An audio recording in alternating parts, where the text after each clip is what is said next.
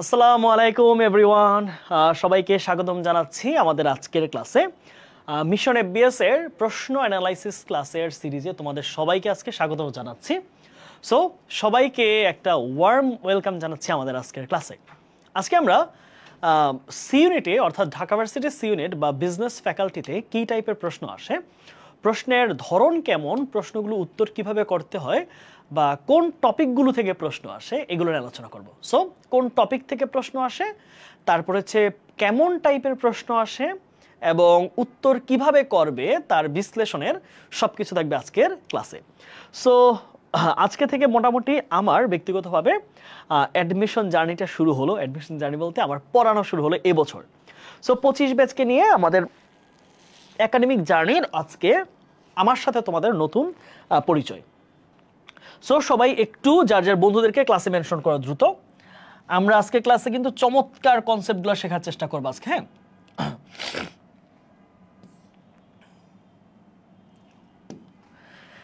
সবাই একটু যার যার জায়গা থেকে জানাও ভাইয়াকে, ভাইয়ের সাউন্ড ঠিক আছে কিনা, ভাইয়াকে দেখা যাচ্ছে কিনা, সবকিছু ঠিকঠাক আছে কিনা একটু জানাও দ্রুত। এবং তোমরা কেমন আছো, পড়াশোনা কেমন চলছে সেটাও জানাও। তোমাদের বইগুলো কিন্তু ইতোমধ্যে প্রেসে গিয়েছে, সো কয়েকদিনের মধ্যে বইগুলো চলে আসবে এবং তোমাদের মূল ক্লাস অর্থাৎ প্রাইভেট ব্যাচে ক্লাস শুরু হওয়ার আগেই তোমাদের বইগুলো তোমাদের হাতে পৌঁছে যাবে। সবকিছু ঠিকঠাক আছে? আমাকে শুনতে পাচ্ছ সবাই? সাউন্ডটা ঠিকঠাক আশা করছি। রাইট, সাউন্ড একদম প্রপার আছে। ওকে, তাহলে তোমরা একটু কমেন্টে জানাইও তোমাদের মতামত, সবকিছু তোমরা আজকে জানাইও ক্লাসের মধ্যে।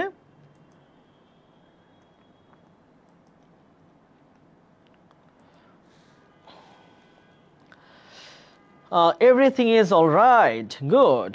সো ইংলিশে অনেক দুর্বল আছি। ওকে,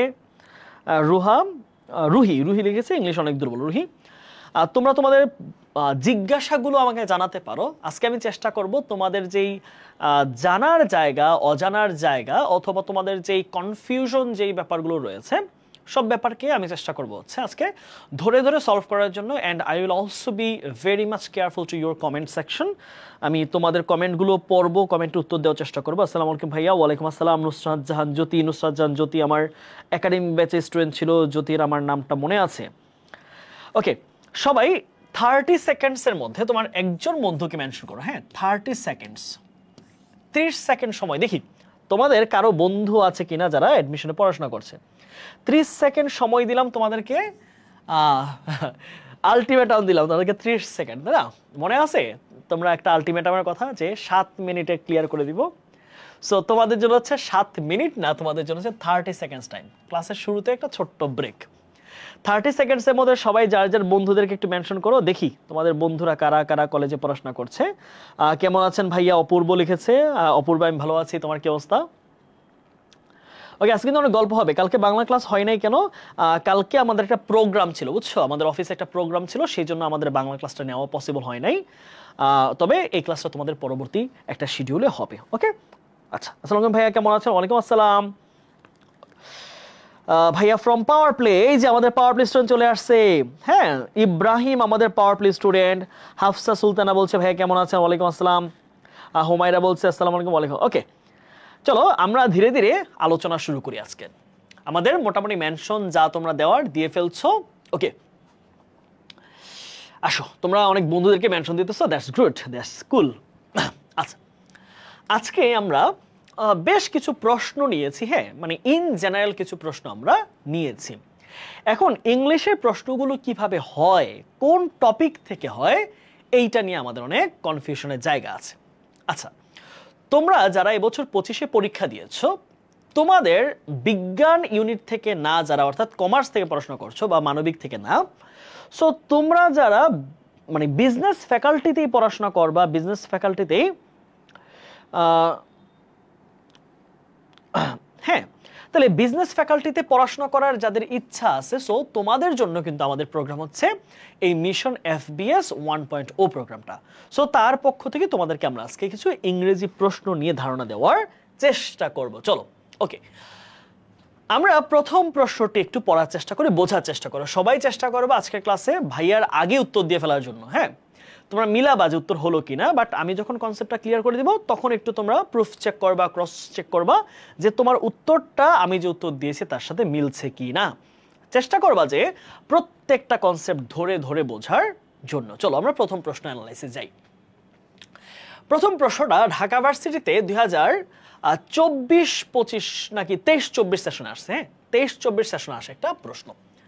কি বলেছে দেখো, প্রথম প্রশ্নটাই, it is okay to have your eggs dash one basket. কি বলেছে খেয়াল করো, যে তোমার ডিমগুলোকে একটি মাত্র বাস্কেটের ভিতরেই রাখলে কোনো সমস্যা নাই, দ্যাটস ওকে। চেষ্টা করো, হ্যাঁ, কথাটা বোঝার চেষ্টা করো। অ্যাজ লং অ্যাজ, যতক্ষণ পর্যন্ত ইউ কন্ট্রোল, তুমি নিয়ন্ত্রণ করতে পারো, what happens dash dash that basket. তাহলে ওই যে যেই বাস্কেটের মধ্যে, যেই বাক্সের মধ্যে তুমি তোমার ডিমগুলোকে রাখবা, তোমার যতগুলো ডিম আছে, সেই বাক্সটা তুমি যতক্ষণ পর্যন্ত বহন করতে পারো, সেটাকে নিয়ন্ত্রণ করতে পারো, ততক্ষণ পর্যন্ত তুমি ডিম রাখো। আচ্ছা, এই কথাটা হচ্ছে একটা আক্ষরিক অর্থে একটা উত্তর, বা আক্ষরিক অর্থে এটা হচ্ছে একটা বাংলা করলাম, কিন্তু খেয়াল রাখবা যে এই আক্ষরিক অর্থে কিন্তু এক বাক্যটা বলা হয় নাই।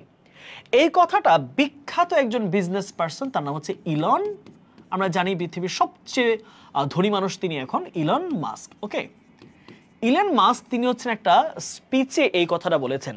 হ্যাঁ, মূলত তিনি বোঝানোর চেষ্টা করছেন যে আমার লাইফে এমন হয় না একাধিক আমরা বিজনেস করি, একাধিক আইডিয়া রাখি, আমি হয় এটা করব, না হয় ওইটা, হয় সি ইউনিট কোর্স করব, না হলে বি ইউনিট কোর্স করব।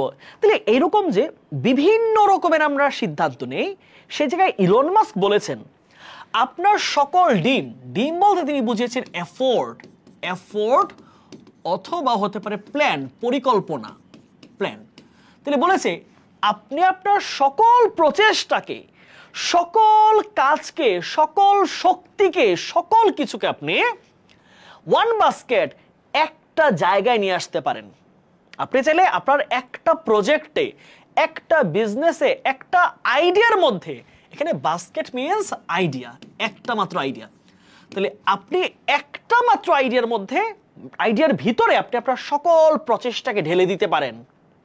তাহলে খেয়াল করো, কোনো কিছুর ভিতরে, হ্যাঁ খেয়াল করো, এরকম একটা, এটা হচ্ছে একটা বাটির মতো, তাহলে এই বাটির মধ্যে যখন ডিম রাখবা, তাহলে কি কোনো একটা জিনিসের অভ্যন্তরে, মানে ভিতরে, তাহলে কোনো একটা জিনিসের ভিতরে যদি রাখা বোঝায়, ভিতরে যদি কোনো কিছুর অবস্থান বোঝায়, তাহলে প্রিপোজিশন বসে কি ইন, তাহলে ইন হবে, যায় কি হবে ইন, তাহলে ইন দ্য বাস্কেট, তাহলে এখানে কি পাচ্ছি আমি ইন।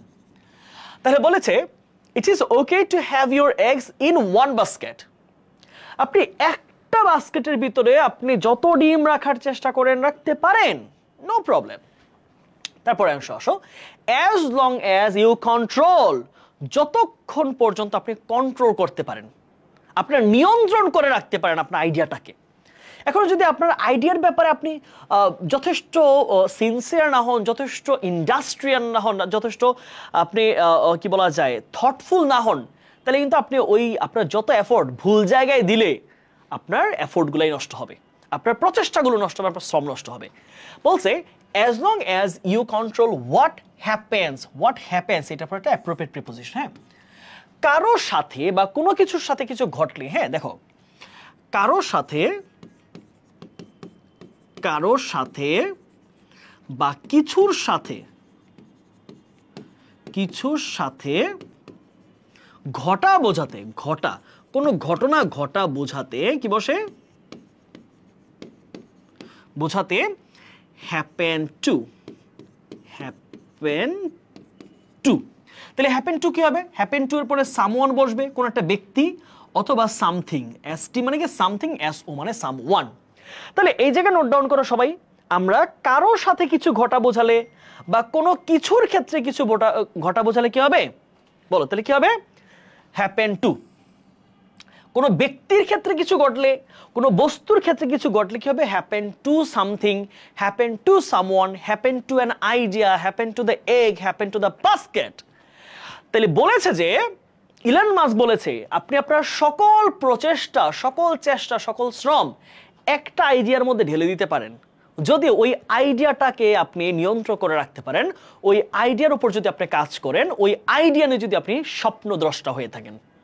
কি হলো উত্তর? তাহলে এইখানে অ্যাপ্রোপ্রিয়েট প্রিপোজিশন হচ্ছে টু, আর এখানে কি পাচ্ছে? ইন। তাহলে ইন এবং টু, কোথায় উত্তর আছে? এই যে দেখো, ইন এবং টু। তাহলে প্রথম প্রশ্নটা কি আমরা পারলাম? তাহলে কি বলেছে দেখো, it is okay to have your eggs in one basket. আপনার সকল প্রচেষ্টাকে একটা আইডিয়ার মধ্যে আপনি ঢেলে দিতে পারেন as long as you can control what happens to that basket। তাহলে ওই আইডিয়াটাকে আপনি যতক্ষণ পর্যন্ত নিয়ন্ত্রণ করতে পারবেন ততক্ষণ পর্যন্ত আপনি যত ইচ্ছা চেষ্টা করতে পারেন, আপনি প্রচেষ্টা করতে পারেন, আপনি শ্রম দিয়ে যেতে পারেন। সো এই কথাটা কে বলেছে? Elon Musk. সো তোমরা যেহেতু বিজনেস ফ্যাকাল্টি পড়াশোনা করবা, তাই পৃথিবীর সবচেয়ে বড় বিজনেস পার্সন এই মুহূর্তে যে ইলন মাস্ক, যিনি স্পেস এক্স এর মালিক, যিনি টেসলার মালিক, যিনি হচ্ছেন তোমার এক্স, টুইটার যেটা ছিল এক্স এর মালিক। সো এত বিখ্যাত ব্যক্তির উক্তি আসতেই পারে, কমার্সে পড়াশোনা করবার বিজনেস পার্সনের কথা আসবে না তা তো হয় না, তাই না? সো আমরা কি এই প্রশ্নটা বুঝেছি? সবাই একটু ভেবে জানাও তো, আমরা কি এই প্রথম প্রশ্নটা বুঝেছি? সবাই ভাইকে একটু তোমরা রেসপন্ড করিও।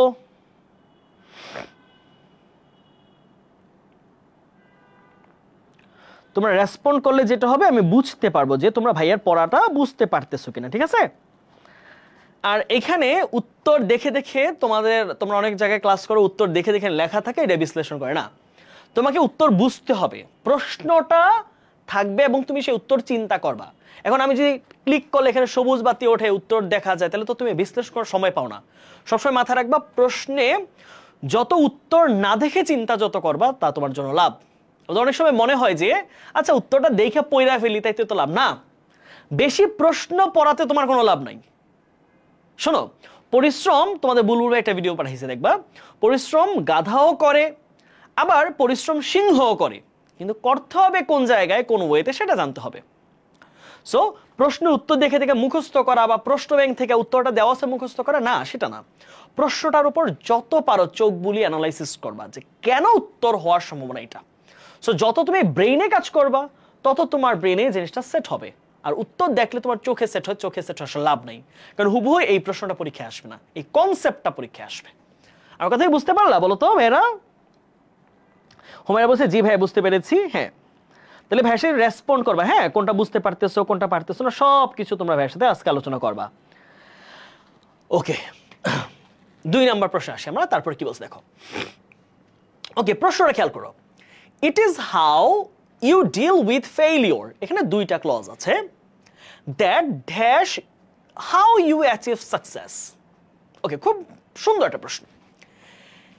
ইট is how you deal with failure. আচ্ছা, এইটুকু ফ্রেজের অর্থ আমরা বুঝি, ইট ইজ হাউ। হ্যাঁ, it is how you deal with failure. আচ্ছা, বলেছে কি দেখো, ইট ইজ হাউ অর্থটা হচ্ছে তুমি কিভাবে তোমার ব্যর্থতার সাথে কাজ করো, তুমি তোমার ব্যর্থতাটাকে কিভাবে সামলে নাও। এই কথাটার বাক্যটা অর্থ কি? তুমি তোমার ব্যর্থতা কিভাবে সামলে নাও, তুমি তোমার ব্যর্থতা কিভাবে সামাল দাও, কিভাবে সামলে দাও, সামলে নাও। আচ্ছা, তাহলে টেন্সটা দেখো তো, ইট ইজ, তাহলে এটা কিসে আছে? এটা প্রেজেন্ট টেন্সে আছে, খেয়াল রাখবা। তাহলে বলেছে যে it is how you deal with মানে হচ্ছে কোনো জিনিসের সাথে খাপ খাওয়ানো, কোনো জিনিস মানিয়ে নেওয়া, কোনো জিনিসকে হচ্ছে কন্ট্রোল করা। তাহলে তুমি তোমার ব্যর্থতাকে কিভাবে সামাল দাও, তুমি তোমার ব্যর্থতাটাকে কিভাবে সামলে নাও, সেইটাই নিশ্চিত করে হাউ ইউ অ্যাচিভ সাকসেস। তুমি কিভাবে সফল হবা সেইটা নির্ধারিত হয় তুমি ব্যর্থতাকে কিভাবে সামলাইতে পারো। তার মানে সফল ব্যক্তি যারা, তারা কোনো না কোনো সময় কিন্তু ব্যর্থ হয়েছে, তাহলে ওই ব্যর্থতা থেকে তারা শিক্ষা নিয়েছে, ওই ব্যর্থতার কাজটা আর করে নাই, ব্যর্থতা থেকে লার্নিং নিয়ে বেটার একটা আপলিফমেন্ট করেছে, সেভাবে তারা সফল হয়েছে। সো এটাই বুঝাইছে যে তুমি কিভাবে সফল হবা, কতটুকু সফল হবা তা নির্ভর করতেছে তুমি তোমার ব্যর্থতার গণ্ডিটা কিভাবে সামলে নিতে পেরেছো। বোঝা গেল? তার মানে চিন্তা করো, এই কথাটা কিন্তু একটা বাস্তব কথা। কি এটা? একটা বাস্তব সত্য কথা বা বাস্তব কথা। তাহলে সত্য কথা অথবা বাস্তব কথা সবসময় কোন টেন্সে হয় বলো তো?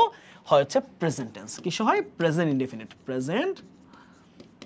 ইনডেফিনিট। তাহলে বলেছে যে তুমি তোমার ব্যর্থতাকে, তুমি তোমার যেই পরাজয়কে কিভাবে সামলে নিতে পারো সেইটাই নিশ্চিত করে তুমি কিভাবে সফল হবা।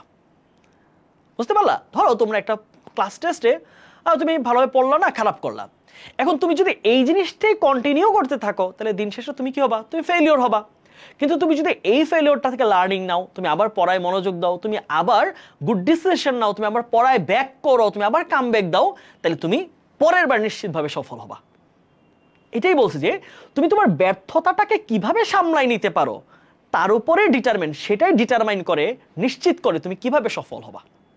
তার মানে যেহেতু এখানে আমার মূল সাবজেক্ট ক্লজটা, সাবজেক্ট কি? এটা সাবজেক্ট হচ্ছে ইট, হচ্ছে আমাদের সাবজেক্ট। তাহলে ইটকে আমরা কি বলি বলতো? ইটকে আমরা বলি হচ্ছে থার্ড পারসন সিঙ্গুলার নাম্বার। তাহলে থার্ড পারসন সিঙ্গুলার নাম্বারের সাথে ভার্বের কোন ফরম্যাট হয় বলো দেখি? বলো তো ভাইয়ারা, ভার্বের সাবজেক্ট যদি থার্ড পারসন সিঙ্গুলার নাম্বার হয় তাহলে ভার্বটা কেমন হয় ভাইয়াকে একটু বলো। ভাইয়া কেমন আছেন? তাহসিন আমাদের পাওয়ার প্লেস্টেশন সম্ভবত। হ্যাঁ তাহসিন ভালো, কেমন আছো ভাইয়া? ওকে, তাহলে ভাইয়াকে উত্তর দাও কি হবে। তাহলে এই ক্লজের সাবজেক্টটা যদি ইট, তাহলে ইটের সাথে কি হবে? তাহলে অথবা দ্যাট ধরতে পারো, দ্যাট। হ্যাঁ দ্যাট, তাহলে দ্যাট কি দেখো, দ্যাট যদি ধরো তাও কিন্তু third person singular. Third person singular সাথে প্রেজেন্ট টেন্সে কি হয়? প্রেজেন্ট টেন্স, যেহেতু পরের ক্লাসটা কি হবে? প্রেজেন্ট টেন্স, বাস্তব কথা। তাহলে বাস্তব কথার ক্ষেত্রে টেন্স হবে হচ্ছে প্রেজেন্ট ইনডেফিনিট। তাহলে ডিটারমাইন্স, হ্যাভ ডিটারমাইন মানে হচ্ছে এটা কারো না কারো ভাগ্য বা সফলতা নিশ্চিত করে ফেলছে। তার মানে একজনের সফলতা নিশ্চিত করলে এটা চূড়ান্ত সত্য কথা না, এটা বাস্তব কথা না। আবার ডিটারমাইন্ড, তাহলে তোমার প্রিন্সিপাল ক্লজ আছে প্রেজেন্টে, সাবঅর্ডিনেট ক্লজ পাস্টে হবে না। ডিটারমাইনিং, তাহলে ডিটারমাইনিং দিলে তো এটা একটা নন ফাইনাইট ভার্ব হয়ে যায়। তাহলে নন ফাইনাইট ভার্ব দিয়ে তোমার ক্লজ তৈরি করা যাবে না। তাহলে উত্তর কোনটা হবে? উত্তর হবে কি? ডিটারমাইন্স। তাহলে উত্তর কিন্তু হবে এস বা ইয়েস যুক্ত ডিটারমাইন্স উত্তর হবে। রাইট, এই যে হুমায়রা ফেরদৌস বলছে ভাইয়া ভার্বের সাথে এস বা ইয়েস হবে। শাহেদ নান বলছে, সেও বলছে এস বা ইয়েস হবে। গুড, এবং তোমাদের উত্তরগুলো সঠিক হয়েছে। চলো আমরা তার পরের প্রশ্নটা একটু যাই। হ্যাঁ ওকে, 3 নম্বর কোয়েশ্চেনে কি বলছে দেখো, এটা কন্ডিশনাল থেকে আসছে সম্ভবত প্রশ্ন। হ্যাঁ রাইট, কন্ডিশনাল থেকে আসা একটা প্রশ্ন। হ্যাঁ, কন্ডিশনাল সেন্টেন্স। ওকে, প্রশ্নে কি বলেছে দেখো তো, with hash enough time now. With hash enough time now. আচ্ছা, তাহলে আমার এই যে প্রিন্সিপাল ক্লজটা, এইটার উত্তর কি হবে সেটা নির্ভর করতেছে আমার সাবঅর্ডিনেট ক্লজের কোন ফরম্যাটে আছে তার উপর। তাহলে বলেছে যে you hadn't, if you hadn't prefer to take the longer route, তুমি যদি লম্বা পথটাকে যদি আসার জন্য পছন্দ না করতা বা বাছাই করে না নিতা, আমাদের অনেক সময় থাকতো এই মুহূর্তে। ধরো এইখানে হচ্ছে একটা বিয়ে বাড়ি। হ্যাঁ, এখানে একটা বিয়ে বাড়ি অনুষ্ঠানে তোমরা যাবা। এখন তোমাদের গন্তব্য এই জায়গায়। হ্যাঁ, এখন এই জায়গা থেকে তুমি যাত্রা শুরু করছো। এটা এইভাবে যাওয়া যায়, সোজা রাস্তা আছে একটা, কিন্তু তুমি চেয়েছো না এই রাস্তাটা হালকা ভাঙ্গা লাগে, আমি এই রাস্তা দিয়ে এদিক দিয়ে যাবো। হ্যাঁ, এদিক দিয়ে যাবো। তাহলে কি অবশ্যই এদিক দিয়ে তোমার হচ্ছে ধরো 40 কিলোমিটার, আর এটা পুরা ঘুরে গেল হচ্ছে 90 কিলোমিটার। তাহলে কি হবে? তুমি অবশ্যই কি এইটাই বলছে, দেখো যে এটাই বলেছে যে if you hadn't preferred to take the longer route, তুমি যদি বড় পথটাকে পছন্দ না করতা তাহলে আমাদের এখন অনেকটা সময় হাতে থাকতো। তুমি এসে দেখলা কি খাওয়া দাওয়া শেষ, বিয়ের অনুষ্ঠান শেষ, এতগুলা পড়ে আছে, তুমি কি এখন বললো তোমার যে বন্ধু তুই যদি এই ঘুরে না আসতি তাহলে এসে একটা খাবারটা পাইতাম, ভালো খাবারটা পাইতাম। সো ভালো খাবার খাওয়ার জন্য, ভালো খাবার পাওয়ার জন্য সময় মতো যাইতে হবে, লেট করা যাবে না। ওকে, তাহলে এবার চিন্তা করি আমরা এটা কোন কন্ডিশনের বাক্য বলতো। এটা কোন কন্ডিশনের বাক্য, এই কন্ডিশন কিসে আছে এটা নির্ভর করতেছে আমার এই যে সাবঅর্ডিনেট ক্লজের উপরে। ইফ ইউ হ্যাডন্ট, এইটুকু দেখো। আচ্ছা, আমাদের সাবঅর্ডিনেট ক্লজটা যদি পাস্ট পারফেক্ট টেন্সের হয়, কিসে পাস্ট পারফেক্ট, দেখো এই হ্যাড এবং V3 মিলে কি হয়, মিলে এটা হয় হচ্ছে একটা past perfect tense, past perfect. Okay, এখন পাস্ট পারফেক্ট টেন্স কোন ধরনের কন্ডিশনে হয় দেখো, আমরা একটু স্ট্রাকচারটাকে আলোচনা করি। আমরা জানি থার্ড কন্ডিশনের একটা সুন্দর নিয়ম কি, থার্ড কন্ডিশনের নিয়ম অনুযায়ী আমরা পাই হচ্ছে যদি ইফ যুক্ত ক্লজটা কি হয়, পাস্ট পারফেক্ট হয়, অর্থাৎ হ্যাড প্লাস V3 হয়, এরপরে তো এক্সটেনশন থাকতেই পারে, তাহলে আমাদের পরের ক্লজটা বা প্রিন্সিপাল ক্লজটা কি হবে, সাবজেক্ট তারপরে would have অথবা could have অথবা might have, এই তিনটা যেই কোনো একটা, তারপরে যে মূল ভার্বটা থাকবে তার ভার্বের পাস্ট পার্টিসিপল ফর্ম। তাহলে সবাই একটু নোট রাখো, আমার এইটুকু বোঝার দরকার। সাবজেক্টের পরে কি হবে, would have, could have, might have এর পরে ভার্বের পাস্ট পার্টিসিপল ফর্ম। বুঝছো কিনা? তাহলে আরেকবার বলি, এই জিনিসটাকে আমরা একটু এক্সাম্পল দিয়ে বা নতুন একটা বাক্য লিখে শেখাই। হ্যাঁ, আমি বললাম যে তুমি যদি আমাকে দাওয়াত দিতা, দেয় নাই কিন্তু, অনুষ্ঠান চলে গেছে, তুমি যদি আমাকে দাওয়াত দিতা তাইলে আমি তোমার অনুষ্ঠানে যাইতাম, তাহলে কি হবে দেখো, আমি এই ক্লজটা লিখি, if you had invited me,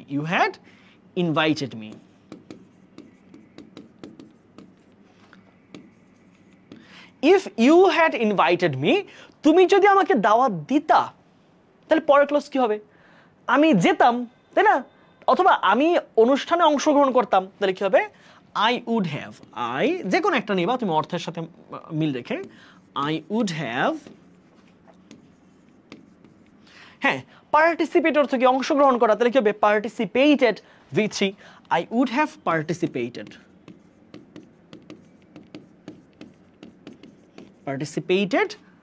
the program. Okay, তাহলে কি হচ্ছে, would have, could have, might have এর সাথে ভার্বের পাস্ট পার্টিসিপল। তাহলে এবার আমরা একটু উত্তরটা মেলানোর চেষ্টা করি যে কোনটা উত্তর হবে, এবার বলো তো, চিন্তা করো তো। তাহলে এখানে যদি পাস্ট পারফেক্ট আছে তাহলে এখানে কি হবে, এখানে হচ্ছে would have, could have, might have এর যে কোনো একটা প্লাস V3, তাহলে শুধু would have আছে, V3টা মিসিং আছে না, V3 এখানে নাই, সো এটা উত্তর হবে না। would have had, এই had কিন্তু have এর V3, খেয়াল করো এই have V1 এ কি, V1 হচ্ছে have অথবা has, দুইটা যে কোনো একটাই হতে পারে। V2 তে কি, V2 তে হচ্ছে had এবং V3 তে কি, V3 তেও কিন্তু had। তাহলে এই had অর্থ হচ্ছে থাকা, এখানে বাংলা অর্থ হচ্ছে থাকা, আমাদের কাছে থাকতো, have অর্থ থাকা না, আছে, তাহলে কি হবে উত্তর, তাহলে দেখো এই হ্যাভ হচ্ছে আমাদের মোডাল অক্সিলারি ভার্বের সাথে, আর এই হ্যাড হচ্ছে V3, তাহলে এটা কি, এই হ্যাডটা কিন্তু আমাদের V3 ফরম্যাটে আছে, উত্তর এটাই হবে। দেখো এখানে উড, কুড, মাইটের একটাও নাই, হবে না, এখানে উড আছে, উডের পরে ভার্বের সাথে আইএনজি হয় না, সো এটা কাটা, তাহলে কি হবে, উত্তর হচ্ছে বি নাম্বার। তাহলে we would have had enough time now if you hadn't prefer to take the longer route, তুমি যদি এই বড় পথে আসার সিদ্ধান্ত না নিতা তাহলে আমাদের হাতে এখন অনেকটা সময় বেঁচে থাকতো, এসে খাবার পাইতাম, ঠিক আছে। ওকে, চলো তারপরের প্রশ্নে যাই। হ্যাঁ, কি বলছে দেখো, what is the meaning of the কি হবে, ইডিয়ম হবে, হ্যাঁ ইডিয়ম, হ্যাঁ এটা ইডিয়ম হবে। এই ইডিয়মটার অর্থ কি, হ্যাঁ খুব সুন্দর মজার একটা ইডিয়ম, দেখো কি বলছে, storm in a T cup, storm in a T cup. আচ্ছা, বলেছে চায়ের কাপের মধ্যে ঝড়, চায়ের কাপের ঝড়, তাই না? আচ্ছা, এই নিয়মটার মানে কি দাঁড়ায়? চায়ের কাপে ঝড় বলতে আসলে বুঝি কি, এটা একটু প্র্যাকটিক্যাল সেন্সে চিন্তা করো তো। আচ্ছা, চায়ের কাপে ঝড় তুলে কারা? চায়ের মধ্যে ধর হচ্ছে দুইটা পিঁপড়া পড়ছে, এরা প্রচুর মারামারি করলো, চায়ের কাপের মধ্যে ঝড় তুলে ফেলছে, ওদের মনে হচ্ছে ঝড়। কিন্তু আসলে কি এটা ঝড় তোলার মতো বিষয়? হ্যাঁ, আমার চোখে কি ঝড় মনে হবে? হবে না। আবার ধরো চায়ের কাপে তুমি ফু দিলা, দেখবা ছোট্ট চায়ের কাপ যখন আছে না, তুমি ফু দিবা, দেখবা পানিগুলো উত্তাল হয়ে গেছে, মনে হচ্ছে কি সমুদ্রের ঢেউ। বুঝছো কিনা আমার সিচুয়েশনে? চিন্তা করো, গরম চা যখন খাও তোমরা ফু দাও, তখন কি হয়? হালকা ফু দিলে কি হয়? একদম উত্তাল পাতাল ঢেউ হয় না? তা আসলে কি এটা কি সত্যিকারে কোনো ঢেউ? সত্যিকার কি এখানে কোনো তুফান আসছে? আস নাই। তার মানে দেখতে জিনিসটা অনেক বড় মনে হচ্ছে, এটার মধ্যে অনেক কাহিনী ঘটতেছে, কিন্তু জিনিসটা খুবই সামান্য, খুবই ছোট্ট, খুবই অগুরুত্বপূর্ণ। তাহলে অগুরুত্বপূর্ণ বিষয় নিয়ে বেশি মাথা ঘামানো, অগুরুত্বপূর্ণ বিষয় নিয়ে বেশি হইচই করা, এটাকে বলা হচ্ছে স্টর্ম ইন দ্য কি? Storm in a T cup. Storm in a T cup. আচ্ছা, তাহলে কি হবে দেখো, a burning issue about the country, রাষ্ট্রের বিষয়ে এক জরুরি বিষয়, রাষ্ট্রের মধ্যে এক জরুরি বিষয়, আন্দোলন না, বলেছি খুবই মাইনর ব্যাপার, খুবই ইনসিগনিফিক্যান্ট, খুবই অগুরুত্বপূর্ণ বিষয়ে মাথা গরম করা। গ্রেট এক্সাইটমেন্ট, অনেক বেশি উৎসাহ, উদ্দীপনা, হইচই অ্যাবাউট সামথিং ট্রিভিয়াল। ট্রিভিয়াল মানে কি? সামান্য, সামান্য, ছোট, অগুরুত্বপূর্ণ।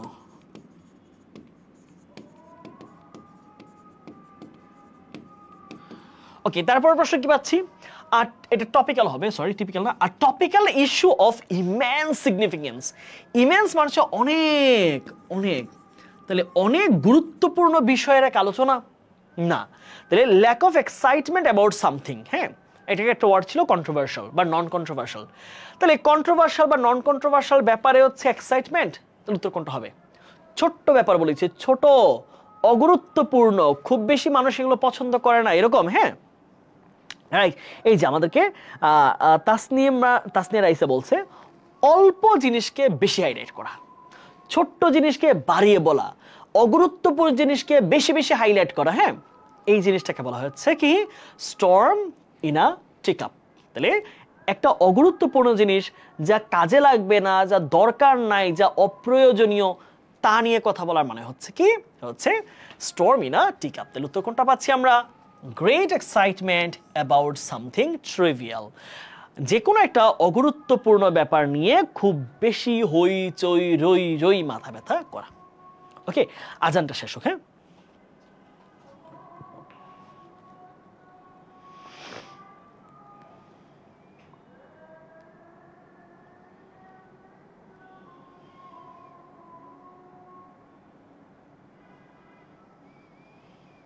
ওকে, তাহলে আমাদের আজান শেষ, আমরা আবার পড়ায় ফিরি। হ্যাঁ, খেয়াল করো। ওকে, তাহলে এই প্রশ্নটা আমরা আশা করছি বুঝেছি। তাহলে মনে রাখবা, storm in a T cup মানে কি? Storm in a T cup অর্থ হচ্ছে চায়ের কাপের ঝড়। চায়ের কাপের ঝড় আসলে এটা আরে করতে ব্যবহৃত হয়। হ্যাঁ, দেখো, এইটা যখন আমরা দেখো, আমরা যখন গ্রামের মধ্যে চা খাইতে বসি না, হ্যাঁ, আমরা যখন গ্রামের দেখবা চায়ের দোকানগুলোতে সন্ধ্যাবেলা না অনেক জমজমার আড্ডা বসে। হ্যাঁ, তো এই চায়ের কাপের আড্ডা বলতে এইটাও বোঝায় অনেক সময়, চায়ের কাপের ঝড় বলতে এইটাও বোঝায় অনেক ক্ষেত্রে যে যখন ওই নানা চাচা কাকারা মিলে, গ্রামের মধ্যে মুরব্বীরা মিলে চা খায়, কি হয়? তারা অনেক দেখবা গরম হয়ে যায়, এইটা ওইটা করলো কেন? হ্যাঁ, তারপর হচ্ছে সরকার এটা কেন, রাষ্ট্র এটা কেন করলো, এত টাকা বাইরে গেছে, অমুক টাকা করে ফেলছে, অমুকের মাইয়া কি করছে, অমুকের ছেলে কি করছে। সো ওই চা খেতে খেতে তারা এত ব্যাপার নিয়ে আলোচনা করে যেগুলো আসলে আসলে তাদের লাইফে গুরুত্বপূর্ণ না। তাহলে এই যে অগুরুত্বপূর্ণ ব্যাপারে তারা এই যে বাজার গরম করে ফেলে, এটাকে বলা হচ্ছে storm in a T cup. তাহলে ওই যে চাচা নানারা বসে বসে যে রাষ্ট্র চেঞ্জ করে ফেলমু, তারপর হচ্ছে আমেরিকারে ধ্বংস করে ফেলমু, রাশিয়া এমন করে কেন, আফগানিস্তান এমন করেন কেন, পাকিস্তান কই থেকে আসলো, এই যে কাহিনী তারা করে, তার মানে তাদের জন্য যেটা অগুরুত্বপূর্ণ সেটা নিয়ে একদম মাথা তুলে ফেলা, এটাকে বলা হচ্ছে কি? Storm in a T cup. বোঝা গেল? এখন মনে থাকবে এই ফ্রেজটা, কিন্তু আবার যে কোনো ভার্সিতে এটা রিপিট হইতে পারে। এটা খুব সুন্দর একটা প্রশ্ন, তাহলে মনে থাকবে বলো তো? এভাবে পড়লে, এভাবে সিস্টেমেটিক হইতে পড়ার চেষ্টা করবা। ওকে, আসো তারপরের প্রশ্নে যাই আমরা। Where is dash source of dash Nile? এই নাইল এটাকে আমরা বাংলায় হচ্ছে নীল নদ। নাইলকে কি বলি?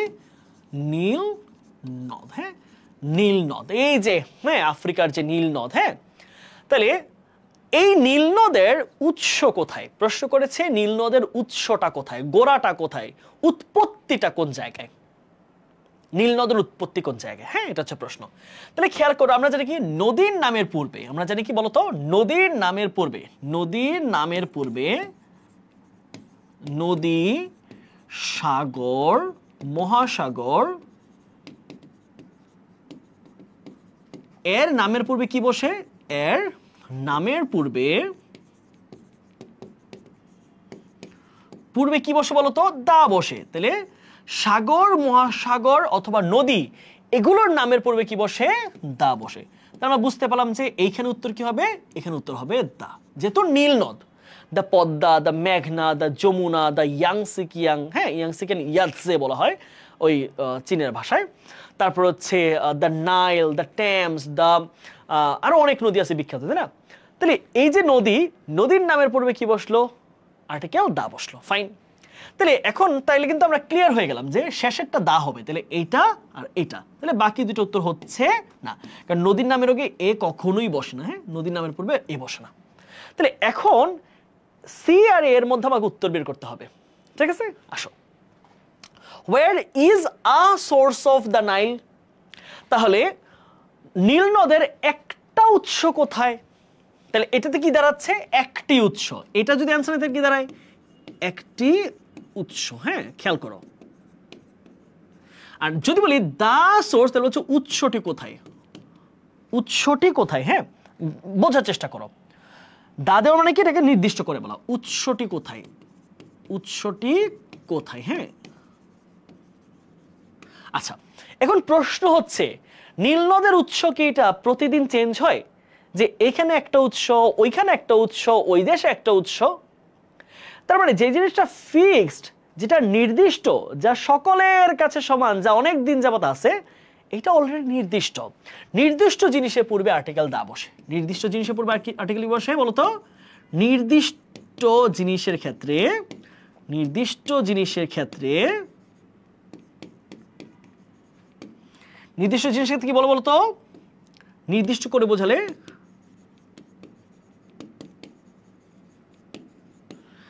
কি বসে? দা বসে। আমি ঠিক ক্লিয়ার? বলতো নির্দিষ্ট করে কিছু বোঝাইলে, নির্দিষ্ট। তাহলে নীল নদের কেন্দ্র একটাই, এটা নির্দিষ্ট, এটা সবাই জানে নীল নদের কেন্দ্র। তাহলে এটা তো এমন না যে আজকে এখানে, আজকে এখানে একটা উৎস কোথায়? তাহলে একটা উৎস না, এর অনেকগুলো উৎস আছে না, এটা একটা উৎস। তাহলে যে জিনিসটা নির্দিষ্ট, হ্যাঁ স্যার পিডিএফটা পাওয়া যাবে কি? হ্যাঁ, তোমরা এই ক্লাসটা হওয়ার পরে এখানে যতগুলো ভাইয়ার টপিক পড়াচ্ছি, যা যা লিখতেছি, যত কনসেপ্ট আছে সবকিছু এই অ্যানোটেট পিডিএফটা তোমরা ক্লাসের লিংকের মধ্যে পেয়ে যাবা। ঠিক আছে, ক্লাসটার মধ্যে ক্লিক করে দেখবা, নিচে তোমাদের ক্লাস পিডিএফ অ্যাড করা হবে। তাহলে উত্তর কি হবে বলো তো ভাইয়েরা? উত্তর হবে হচ্ছে দা হবে। কারণ কি? নীল নদে যে উৎসটা এটা ফিক্সড, এটা এমন না যে জায়গায় জায়গায় ভিন্ন ভিন্ন উৎস আছে। তাহলে একটাই উৎস, এটা ফিক্সড। তাহলে যেটা ফিক্সড, যেটা একটাই উৎস, তাহলে কি হবে? নির্দিষ্ট, কি হবে? দা হবে। ওকে, তারপরের প্রশ্নে আমরা আসি। That's the gentleman dash I spoke about the job.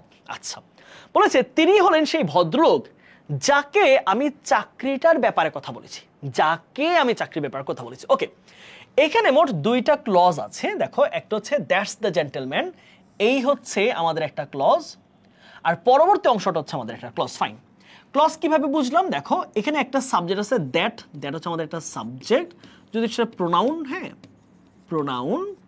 ওকে, আর এখানে দ্যাট ইজ, এই যে ইজটা, এখানে ইজ আছে একটা, ইজ, ইজ হচ্ছে আমাদের ফাইনাইট ভার্ব। ইজ কি? এখানে ফাইনাইট ভার্ব, ফাইনাইট ভার্ব। তাহলে খেয়াল করো, তাহলে এইখানে একটা ক্লজ, খেয়াল করবা ক্লজের মধ্যে সাবজেক্ট থাকবে এবং ফাইনাইট ভার্ব থাকবে। তাহলে এটা কি? একটা ক্লজ আমাদের। তার মানে ঠিক একইভাবে এখানে সাবজেক্ট থাকবে, ফাইনাইট ভার্ব থাকবে, আর এখানে জেন্টলম্যান এই শব্দটা হচ্ছে এখানে একটা কমপ্লিমেন্ট। কি? কমপ্লিমেন্ট। হ্যাঁ, অবজেক্ট বলা যাবে না, এটা একটা কমপ্লিমেন্ট। তাহলে দেখো, তাহলে এই জায়গায় কি লাগবে? আমার একটা সাবজেক্ট লাগবে, একটা কমপ্লিমেন্ট লাগবে, অথবা একটা আমার ফাইনাইট ভার্ব লাগবে। কমপ্লিমেন্ট না থাকলেও বাক্য হয়। আচ্ছা, এবার আসো, তাহলে আই কি? আই হচ্ছে এই বাক্যের সাবজেক্ট। ওকে, স্পোক কি? স্পোক হচ্ছে আমাদের finite verb. About the job, এটা কিন্তু প্রিপোজিশনাল ফ্রেজ। এটা কি? একটা প্রিপোজিশনাল ফ্রেজ। ওকে, তাহলে আমার অবজেক্ট লাগবে, বুঝছো কিনা আমার কথা? তাহলে আই স্পোক, আমি কাকে বলছিলাম? কথাটা কাউকে বলছি। I said to you, I spoke to you. কথা বুঝছো? কাউকে বলা। আচ্ছা, তাহলে কাউকে বলা অর্থে সেইডের সাথে কি বসে? টু বসে। স্পিকের সাথে কি বসে? টু বসে। কিন্তু টেলের সাথে কোনো টু বসে না, এটা মনে রাখবা। কাউকে কিছু বলা, কাউকে কিছু বলা অর্থে।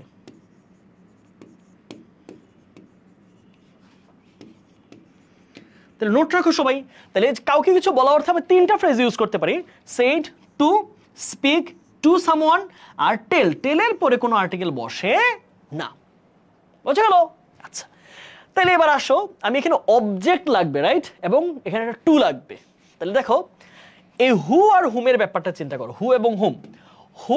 হু হচ্ছে সাবজেক্টিভ ফর্ম। খেয়াল করো, হু কি? হু হচ্ছে subjective pronoun, subjective interrogative pronoun, subjective interrogative pronoun. Okay, এটা হচ্ছে হু এর নাম। অপরদিকে এই হু এর অবজেক্টিভ কি জানো? হুম। হুম হচ্ছে কি? Objective interrogative pronoun, interrogative pronoun. Okay, তাহলে এখন তুমি কোনটা নিবা বলো? তাহলে তুমি হু এর গুলো কাটো, হু বাদ। হ্যাঁ, আচ্ছা, তাহলে এখন আমার কি আছে? উত্তর আছে অফ হুম হয় না। অফ হুম কখনো হয় না। হ্যাঁ, কাউকে কিছু বলা অর্থে টু হইতে পারে, অফ হয় না। তাহলে উত্তর কি আছে? হুম টু হুম। তাহলে কোনটা বেটার অপশন বলো তো? তাহলে কোন অপশনটা নিবা? হ্যাঁ, রিটেনে কি গ্রামার থাকবে? হ্যাঁ, রিটেনে গ্রামার থেকে প্রশ্ন থাকতে পারে। হ্যাঁ, যেমন সেন্টেন্স কারেকশন থাকতে পারে, ট্রান্সলেশন থাকতে পারে। হ্যাঁ, এগুলো আসতে পারে কিন্তু। হ্যাঁ, আচ্ছা, তাহলে এবার বলো কোন উত্তরটা সঠিক বলে তোমার কাছে মনে হচ্ছে? দ্রুত দ্রুত অ্যান্সার করো সবাই। সবাই দ্রুত অ্যান্সার করতে হবে কিন্তু, এবং ক্লাসে নোট করবা তোমরা। হ্যাঁ, তোমরা সবাই আজকে ক্লাসটা নোট করে পড়াশোনা করবা। হ্যাঁ, নোট করলে দেখা যাবে যেটা হবে,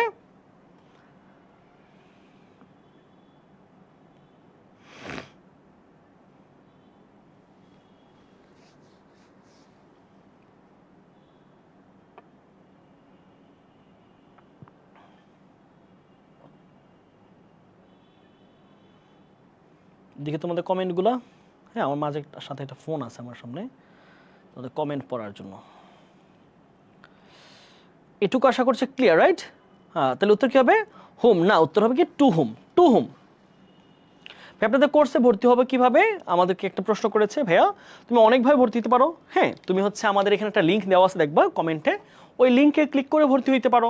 তুমি হচ্ছে www.bondipashla.education, ওইখানে গিয়ে ভর্তি হতে পারো, অথবা শুধু ক্রোম ব্রাউজারে গিয়ে সার্চ করতে পারো মিশন FBS 1.0, তাহলে কোর্সটা চলে আসবে। সো ওইখান থেকে তোমরা বাকি কাজ করতে পারবা। আচ্ছা ভাইয়া, বেসিকের জন্য কি কি পড়বো? বেসিক যদি বলতে হয়, যদি অ্যাডমিশনের, এটা কোন ক্লাস? এটা হচ্ছে আমাদের ফ্রি ক্লাস। ওকে, তাহলে উত্তর এখানে হুমের চেয়ে বেটার অপশন হচ্ছে আমাদের হু টু হুম হবে, রাইট? এখানে টু হুম হবে, কারণ দেখো টুটা কিন্তু মিসিং আছে। আমি কি বলেছিলাম?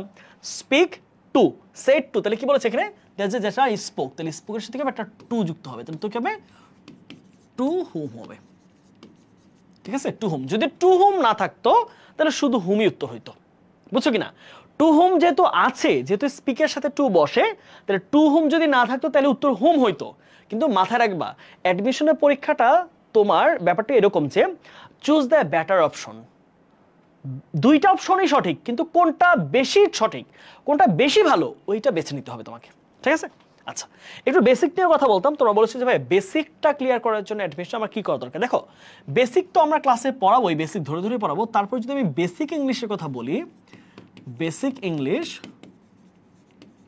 এখন বেসিক ইংলিশ তোমার আসলে কি কি লাগবে, কোন কোন টপিক জানলে আমরা ধরে নিব যে তোমার বেসিকটা খুব স্ট্রং আছে, এবং তুমি আসলে অ্যাডমিশন জার্নিটাতে প্রচেষ্টা করলে তুমি কঠিন টপিকও ইজিলি বুঝতে পারবা। এটার জন্য কয়েকটা টপিকের আমি নাম বলি। দেখো, খুবই সিগনিফিকেন্ট একটা হচ্ছে টেন্স, লাগবেই লাগবে। টেন্স না জানলে তুমি অ্যাডমিশনে কিচ্ছু করতে পারবে না, তোমাকে টেন্স জানা লাগবেই। দুই নাম্বার আসো, তোমাকে অবশ্যই গুরুত্ব দিতে হবে, সেটা হচ্ছে right form of verb. Right form of verb, হ্যাঁ, রাইট ফর্ম অফ ভার্ব। দুইটা টপিক গেল। 3 নাম্বার আমি আর দুইটা টপিক বলবো। 3 হচ্ছে নাম্বার, সিঙ্গুলার আর হচ্ছে প্লুরাল। আর 4 বলবো হচ্ছে নাম্বার প্লাস পার্সন, একই সাথে লিখো, নাম্বার পার্সন, কোন পার্সনে কোন ভার্ব হয়। আর সর্বশেষ যেই টপিকটা বলবো, 4টা টপিকের নামই বলবো আমরা, সেটা হচ্ছে parts of speech. Parts of speech. এই 4টা সব টপিক যদি তুমি না জানো, তাহলে অবশ্যই অবশ্যই তোমার জন্য অশনি সংকেত অপেক্ষা করছে অ্যাডমিশন জার্নিতে। এই 4টা টপিকের তোমার অগাধ জ্ঞান তৈরি করতে হবে তোমাকে। এই 4টা টপিকের, হ্যাঁ, এই 4টা টপিকে তোমার ভালো করতে হবে, এবং এই 4টা টপিকে তোমার দৃঢ় যেই মনোবল, তোমার কনফিডেন্স, সেটা বাড়াতে হবে। এই 4টা টপিক তোমার অ্যাডমিশন বেসিককে খুব সুন্দরভাবে গড়ে তুলবে। ওকে, আর এরপরে আমরা যেহেতু ক্লাস করাবো, আমরা ক্লাসের মধ্যে যেটুকু বেসিক তোমার জন্য আসলে অ্যাডমিশনের দরকার, and we will surely provide that. কিন্তু তারপরেও নিজেকে কাজ করতে হবে, নিজেকে পড়াশোনার মধ্যে রাখতে হবে। ভাইয়া বিগ ফ্যান আপনার, এত ভালো আগে আপনার class. Bulbul, thank you very much. যদিও বুলবুল ভাই আমাদের অ্যাকাউন্টিং এর teacher, and he is awesome. Okay, তাহলে উত্তর কোনটা হচ্ছে? টু হোম আমাদের উত্তর সঠিক হচ্ছে। ওকে, আমরা তার পরের অংশে চলে যাই। চলো তার পরের প্রশ্ন। 3/4 অফ দ্য আর্থস সারফেস। খুব সুন্দর একটা কোয়েশ্চেন, খুবই চমৎকার একটা কনসেপ্টের কোয়েশ্চেন। দেখো বলেছে কি, 2/4 অফ দ্য আর্থস সারফেস। ওকে, এই যে ভগ্নাংশ বা তোমার এই যে ভগ্নাংশগুলো থাকে, হ্যাঁ, 3/4, হ্যাঁ, তারপর হচ্ছে 2, হ্যাঁ, 2/3, তারপর হচ্ছে 1/5। তো এরকম ভগ্নাংশ থাকলে তুমি কিভাবে অ্যান্সার করবা? তুমি কি এখানে সিঙ্গুলার নিবা নাকি প্লুরাল নিবা, কিভাবে করবা বলো? দেখো খুব মজা একটা কোয়েশ্চেন, মজা একটা টপিক তোমাকে শিখাই দিই। হ্যাঁ, খেয়াল করো, যে কোনো ধরনের ভগ্নাংশ, হ্যাঁ, যে কোনো ধরনের ভগ্নাংশ, ভগ্নাংশর পরে, হ্যাঁ, দুইটা পার্ট, হ্যাঁ, ভগ্নাংশগুলোর পরে যেই যেই নাউনটা থাকবে, সেটা যদি ধরো, এটা যদি প্লুরাল কাউন্টেবল নাম্বার হয়, plural count number, plural countable number যদি হয়। আরেকটা অপশন আছে, সেটা হচ্ছে কি, যদি আনকাউন্টেবল হয়, যদি আনকাউন্টেবল হয়, আনকাউন্টেবল নাম্বার। তাহলে দুই ক্ষেত্রে উত্তর দুই রকম। উত্তর কি হবে? যদি প্লুরাল কাউন্ট হয় তাহলে হবে হচ্ছে প্লুরাল নাম্বার, মানে plural verb, right, plural verb. আর যদি আনকাউন্টেবল হয়, এখন যে জিনিসটা তুমি গণতেই পারো না, গণতেই পারো না, তার মানে তার ভার্বটাও কিন্তু আর প্লুরাল হওয়ার সুযোগ নাই। তাহলে তার ভার্বটা কি হবে? তার ভার্বটা হবে সিঙ্গুলার ভার্ব, সিঙ্গুলার ভার্ব। আমি কথা বুঝাইতে পারলাম বলো তো? এই কনসেপ্টটা মনে রাখো, হ্যাঁ, এই কনসেপ্টটা সবাই মনোযোগ দিয়ে বুঝো। কি বললাম? আমাদের যে ভগ্নাংশগুলো নিয়ে প্রশ্ন হয়, ভগ্নাংশ, তাহলে এই জিনিসটাকে ভাইয়া আর একটু ক্লিয়ার করে দেখো। তাহলে ভগ্নাংশের পরে যদি প্লুরাল কাউন্টেবল নাউন থাকে, তাহলে ভার্ব প্লুরাল। যদি সিঙ্গুলার অথবা আনকাউন্টেবল নাউন হয়, যেটা গণা যায় না, তাহলে ভার্বটা সিঙ্গুলার। তাহলে এই কনসেপ্টের সাথে আমরা একটু পড়ার চেষ্টা করে দেখো। যেমন 2/3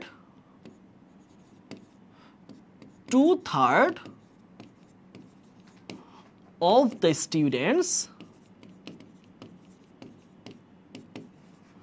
dash absent today, absent from the class, from the class today, হ্যাঁ।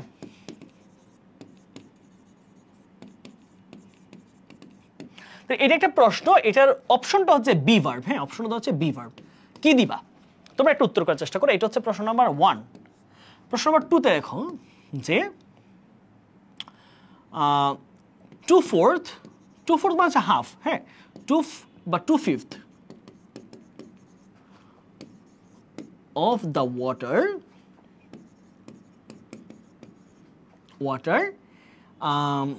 বললাম হচ্ছে ড্রাঙ্ক, ওকে, পান করা হয়ে গেছে। ওকে, ওকে, অথবা অলরেডি দিলাম, হ্যাঁ, অলরেডি দিলে বুঝতে পারবা, অলরেডি ড্রাঙ্ক। ওকে, খুবই সুন্দর প্রশ্ন, হ্যাঁ, খুবই সুন্দর প্রশ্ন। তাহলে এটাও বিভার্ব, হ্যাঁ, এটাও কিন্তু বিভার্বেরই প্রশ্ন। ওকে, তাহলে এইবার আমরা একটু বোঝার চেষ্টা করি, হ্যাঁ, কি হবে। খুব সুন্দর কোয়েশ্চেন। দেখো আমরা একটু ব্যাখ্যাটা করলে তোমার পুরো জিনিসটা ক্লিয়ার হবে। কি বলতে দেখো, 2/3 অফ দ্য স্টুডেন্টস, ওকে, খুব মনোযোগ দিয়ে বোঝো। হ্যাঁ, মনোযোগ দিচ্ছ সবাই? এই মনোযোগ দাও, সবাই মনোযোগটা দিয়ে দাও আমাকে। হ্যাঁ, সবাই মনোযোগটা ভাইকে দাও, মনোযোগটা ভাইকে দিয়ে দাও সবাই। হ্যাঁ, আচ্ছা, তাহলে এখানে দেখো 2/3, রাইট, ভগ্নাংশ। তাহলে এই ভগ্নাংশের পরে আমার নাউনটা কি? স্টুডেন্টস। তাহলে এটা কি একটা plural countable noun, plural count noun. তাহলে ভার্বটা কি হবে? এখানে যে ভার্বটা হবে সেও কি হবে? প্লুরাল ভার্ব, প্লুরাল ভার্ব, তাই তো? তাহলে এই যে দেখো এখানে কোন টেন্সে আছে? টুডে। টুডে মানে আজকের কথা বলছে, বর্তমানে। তার মানে আমি বর্তমানে কি কি ভার্ব আছে? এম, ইজ, আর। তাহলে আমার যদি ভার্ব প্লুরাল লাগবে, এমও সিঙ্গুলারের সাথে বসে, ইজও সিঙ্গুলারের সাথে বসে, তাহলে উত্তর কি হবে? উত্তর হবে আর। তাহলে উত্তর একটাই হবে আর। এবার আসো 2 নাম্বার, 2/5 অফ দ্য ওয়াটার, পানি। তাহলে আমার এখানে সাবজেক্টটা কি? সাবজেক্টটা আনকাউন্টেবল। তাহলে আনকাউন্টেবল নাউনের পরে ভার্বটা কি হবে? সিঙ্গুলার হবে। ভার্ব কি হবে এই জায়গায়? ভার্ব হবে সিঙ্গুলার ভার্ব। তাহলে খেয়াল করো, তাহলে বলেছে কি? অলরেডি বলেছে, রাইট? Already drank. এই সেন্টেন্সটা থেকে বোঝা যায় এটা হচ্ছে প্রেজেন্ট পারফেক্টের প্যাসিভ ভয়েস আছে। হ্যাঁ, প্যাসিভে আছে, যেহেতু V3 আছে। তাহলে কি হবে? Has been. তাহলে কি হবে? Has been. যদি হ্যাজ অলরেডি বিন হবে তখন উত্তরটা হবে এইভাবে, হ্যাজ অলরেডি বিন। অলরেডিটা মাঝে বসে। হ্যাঁ, has already been drunk, has already been drunk. তাহলে 2 নম্বর উত্তরটা কিন্তু অনেকেই চিন্তা করতে পারো না। আল্লাহ, ক্লাস কখন শুরু হয়েছে? ক্লাস টাইমলি শুরু হয়েছে, 7:30 ক্লাস শুরু হয়েছে টাইমলি। হ্যাঁ, সো আমাদের ক্লাসে প্রায় 46 মিনিট চলে গেছে, আমরা অনেকগুলো প্রশ্ন সলভ করেছি। ক্লাস না 9টায় হওয়ার কথা না, এটা তো বি ইউনিটের ক্লাস না, বি ইউনিটের 9টায়। বি ইউনিটের ক্লাস ভাইয়ার আগামীকাল, বি ইউনিটের ক্লাস আগামীকাল। এটা চলতেছে সি ইউনিটের মিশন এফবিএস বিজনেস ফ্যাকাল্টির ক্লাস চলতেছে, ঠিক আছে? ওকে, তাহলে আমরা আশা করছি এটা ক্লিয়ার সবাই। তাহলে এই কনসেপ্টটা ভেরি ভেরি ইম্পর্টেন্ট, এটা সবাই নোট করো। হ্যাঁ, সবাই এই জিনিসটাকে হচ্ছে এভাবে মার্ক করে রাখো, এটা খুবই ইম্পর্টেন্ট, এটা ভুল করা যাবে না কোনোভাবেই না। এই কনসেপ্ট থেকে প্রশ্ন আসে, প্রচুর পরিমাণ প্রশ্ন আসে, প্রচুর পরিমাণ। সো এটাকে ভাই স্টার মার্ক দিয়ে দিলাম, তোমরা এটা কাজে লাগাবা।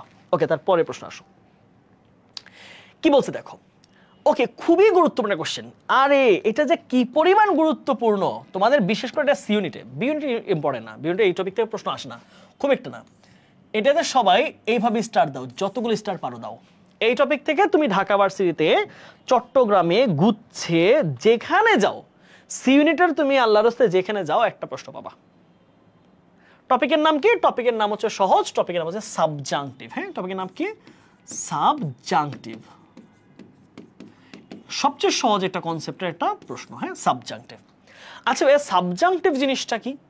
সাবজাংটিভের মানেটা হচ্ছে এরকম। হ্যাঁ, ধরো আমার গ্রামে যে আমি থাকতাম, ওই গ্রামে আমার এক নানা ছিল, বুঝছো? নানা আর নানি যখন ঝগড়া লাগতো, বুঝছো? এটা তোমাদের একটা উদাহরণ দিয়ে বুঝাই জিনিসটা। তো কিছু মনে করো না, হ্যাঁ, তোমাদের সময় নষ্ট করতেছি কিনা জানি না, জাস্ট 2 মিনিট সময় নাও, এটা তোমাদের বুঝাইতে তোমাদের জন্য সুবিধা হবে। হ্যাঁ, বুঝতে সুবিধা হবে। তো ওই নানা নানি যখন ঝগড়া লাগতো, তো নানির আবার নানার প্রতি অগাধ ভালোবাসা, অগাধ শ্রদ্ধা। এখন শ্রদ্ধা ভালোবাসা যাই হোক, তাও তো ঝগড়া হয়ে যায় না? তো এখন নানা আবার নানির প্রতি ভালোবাসা আছে, যতই ঝগড়াঝাটি করুক, যতই বকাটকা করুক, কিন্তু দিন শেষে নানির হাতেই ভাত খাবে বা নানির রান্না করা খাবারই খাবে, ওইরকম খুব ভালোবাসা ছিল। হ্যাঁ, যদি ওই নানা মারা গেছে, সত্য ঘটনা বলতেছি, মিথ্যা না। নানা মারা গেছে 3-4-5 বছর হয়ে যায়, নানি আছে, নানি এখন বেঁচে আছে। তো ওই নানিকে দেখতাম মাঝে মাঝে এরকম করতো যে নানা যখন ধরো ঝগড়া লাগছে, নানা বুঝছো, নানা মুড অফ, তো এরকম আর কি। তো নানি এভাবে ডাক দিত যে, এই ভাত রান্না হয়েছে, ভাত খাক। নানাকে বলতেছে না এই তুমি খাবার খাও, এভাবে বলতো না। হ্যাঁ, বা আপনি খাবার খান, এটা বলতো না। কারণ খাবার খান বললে তো সরাসরি কথা বলা হয়ে যাচ্ছে। তো নানি এভাবে বলতো, এই ভাত রান্না হয়েছে, ভাত খাক। এই পানি দেওয়া হয়েছে, পানি খাক। তারপর কি বলে, এই কি বলে, পানি গরম করে দেওয়া হয়েছে, গোসল করুক।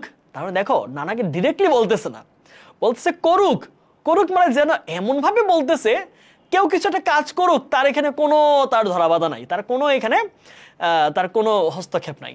সো কথা ধরনের এরকম। হ্যাঁ, আমি চাই সে এটা করুক, আমি চাই সে ভাত খাক, আমি চাই সে ওষুধ খাক, আমি চাই সে পড়াশোনা করুক, আমি চাই সে মনোযোগী হোক। তার মানে আমি পরামর্শ দিয়ে সে এটা করুক। তার মানে তুমি ডিরেক্টলি বলতেছো না, বাট তুমি চাও জিনিসটা এরকম হোক, ঘটুক, এই ধরনের সেন্টেন্সের প্যাটার্নকে বলা হয় সাবজাংটিভ। তাহলে সাবজাংটিভ কিছু ভার্ব হতে পারে, সাবজাংটিভ কিছু অ্যাডজেক্টিভ হতে পারে, সাবজাংটিভ কিছু নাউন হতে পারে। তাহলে ওই শব্দগুলো দেখেই বুঝতে পারবা যে এরপরে সাবজাংটিভ হবে। বুঝছো ভাইয়ের গল্পটা? এই গল্পটা বুঝছো কিনা বলো? তাহলে সাবজাংটিভ ওয়ার্ড কোন কথা হতো? সাবজেক্টিভ নাউন যদি বলি, মূলত ভার্বগুলো বেশি আসে। সাবজাংটিভ ভার্বগুলো সবাই নোট করে রাখো, হ্যাঁ। সাবজাংটিভ ভার্ব কারা কারা? যেমন ধরো আর্জ হতে পারে, হ্যাঁ, হতে পারে সাজেস্ট, হতে পারে ইনসিস্ট, হতে পারে অ্যাডভাইস, হতে পারে ডিমান্ড, হতে পারে কমান্ড, হতে পারে রিকমেন্ড। ওকে, তাহলে এগুলা কি বলতো? Subjunctive verb. সবাই নোট করো, এগুলা নোট করে পড়তে হবে। ক্লাসগুলোকে যদি তোমরা মনে করো যে ভাইয়ারা ফ্রিতে ক্লাস করাচ্ছে, it means it has no value, তাহলে তুমি আসলে রং কনসেপ্টে আসো। যে the classes are free for all, but it doesn't mean that these are so common or very easy topics or these are valueless. The class and the content and what I speak to you are very invaluable. So মাথায় রাখতে হবে, you have to note down each and every topic that I write down here, that I take down here, that I speak to you. So প্রত্যেকটা জিনিসকে note করে পড়ার চেষ্টা করো। ওকে, তাহলে এটা গেল একটা। তাহলে দ্বিতীয় আলোচনায় আসি যে ভাইয়া তাহলে ভার্বগুলো বুঝলাম, তাহলে অ্যাডজেক্টিভ কি কি হয় তাহলে আমি দেখে জন্য বুঝতে পারি। সাবজাংটিভ তোমাদের এই টপিকটা আজকের ক্লাসে পড়া শেষ, এটার অ্যাডমিশন ধরতে হবে না। কিছু কিছু অ্যাডজেক্টিভ হয়, হ্যাঁ। অ্যাডজেক্টিভগুলো কি দেখো তো? যেমন ধরো অ্যাডজেক্টিভগুলো বিশেষ করে ইম্পর্টেন্সকে বোঝায়, যেমন ইম্পর্টেন্ট, হতে পারে ইম্পারেটিভ, হতে পারে ধরো কি হতে পারে নেসেসারি, হতে পারে আর্জেন্ট, হতে পারে ম্যান্ডেটরি, হতে পারে অব্লিগেটরি। ওকে, এইগুলো হচ্ছে আমাদের মূলত। আর নাউনগুলো সাধারণত এই ফর্মগুলো নাউন আর কি। সাজেস্ট থেকে সাজেশন, তারপরে রিকমেন্ড থেকে রিকমেন্ডেশন, কমান্ড অ্যাডভাইস থেকে অ্যাডভাইস, এই শব্দগুলো মূলত এই দুইটা জিনিস তোমার জানা রাখতে হবে। আচ্ছা, প্রশ্ন হচ্ছে ভাইয়া তাহলে আপনি সাবজাংটিভ পড়াইলেন, সাবজাংটিভ পরে ভার্বের প্যাটার্নটা কেমন হয় সেটা একটু বলেন। দেখো, সাবজাংটিভের পরে প্যাটার্নটা মনে রাখো। সাবজাংটিভ, হ্যাঁ, সাবজাংটিভের পরে কি বসে? দ্যাট বসবে। এটা হ্যাঁ, নতুন একটা ক্লজ, দ্যাট প্লাস সাবজেক্ট বসবে, তারপরে ভার্বের বেস ফর্ম। এটাকে সবাই নোট ডাউন করো। তোমার লাইফে সাবজেক্টিভ পড়া শেষ আজকের ক্লাসে। ফ্রি ক্লাসে এমনভাবে পড়াবো যে তোমার সাবজেক্ট পড়তে হবে না। তাহলে খেয়াল করে কি বলছি? সাবজাংটিভের পরে দ্যাট, তারপরে সাবজেক্ট বসবে, তারপরে ভার্বের কি বসবে? ভার্বের বেস ফর্ম। আচ্ছা, তোমরা বেস ফর্ম মানে বোঝো? বেস ফর্ম মানে খেয়াল করো, তোমাকে বেস ফর্ম জিনিসটা একটা ধারণা দিই। যেমন ধরো ডু, এটা হচ্ছে বেস ফর্ম, ভার্বের বেস। এই ডুকে যখন আমি ডাস করে ফেলতেছি, এটা হয়ে যাচ্ছে ভার্বের V1। হ্যাঁ, ভার্বের V1 হয়ে যাচ্ছে এটা। যখন আমি ডিড করতেছি, এটা হচ্ছে V2। যখন আমি এটাকে ডান করে ফেললাম, এটা হচ্ছে V3, ভার্বের পাস্ট পার্টিসিপল। তার মানে ভার্বের বেস ফর্ম মানে এর সাথে এস, ইএস কিচ্ছু লাগানো যাবে না। তার মানে সাবজেক্ট যতই থার্ড পারসন সিঙ্গুলার হোক, সাবজেক্ট যাই হোক, ভার্বের সাথে এস, ইএস দেওয়া যাবে না। যেমন ধরো আমি একটা উদাহরণ দিয়ে বোঝাই যে দ্য ডক্টর সাজেস্টেড, পাস্ট টেন্সে কিন্তু আছে, সো ওইখানে কোনো কিছু ম্যাটার করে না। সাজেস্টেড দ্যাট দ্য পেশেন্ট, এবার তোমরা প্রশ্ন উত্তর দাও।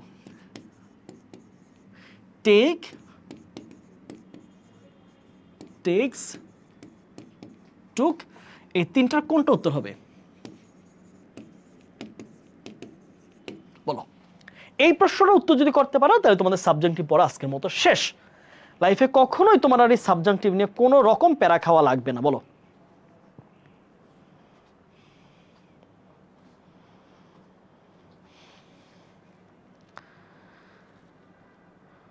একটু সবাই দ্রুত উত্তর করো তো, সাবজেক্টিভ জিনিসটা ক্লিয়ার হয়ে যাবে। আজকের ক্লাসে পড়া শেষ, হ্যাঁ, আজকের পরে তুমি কখনোই সাবজেক্টিভ ধরা লাগবে না ইনশাল্লাহ।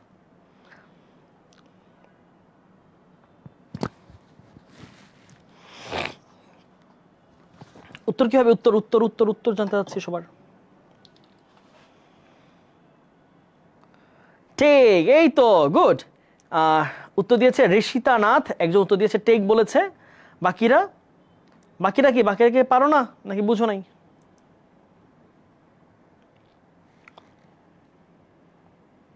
তোমরা মনে হয় একটু কম কোঅপারেট করো ক্লাসের মধ্যে, হ্যাঁ, তোমরা একটু কম কোঅপারেট করলে কিন্তু খুব খারাপ লাগে। হ্যাঁ, তোমাদের জন্য এত ক্লাস, এত আয়োজন, তোমরাই আসলে কোঅপারেট করো না, এটা আসলে মন থেকে একটু খারাপ লাগে।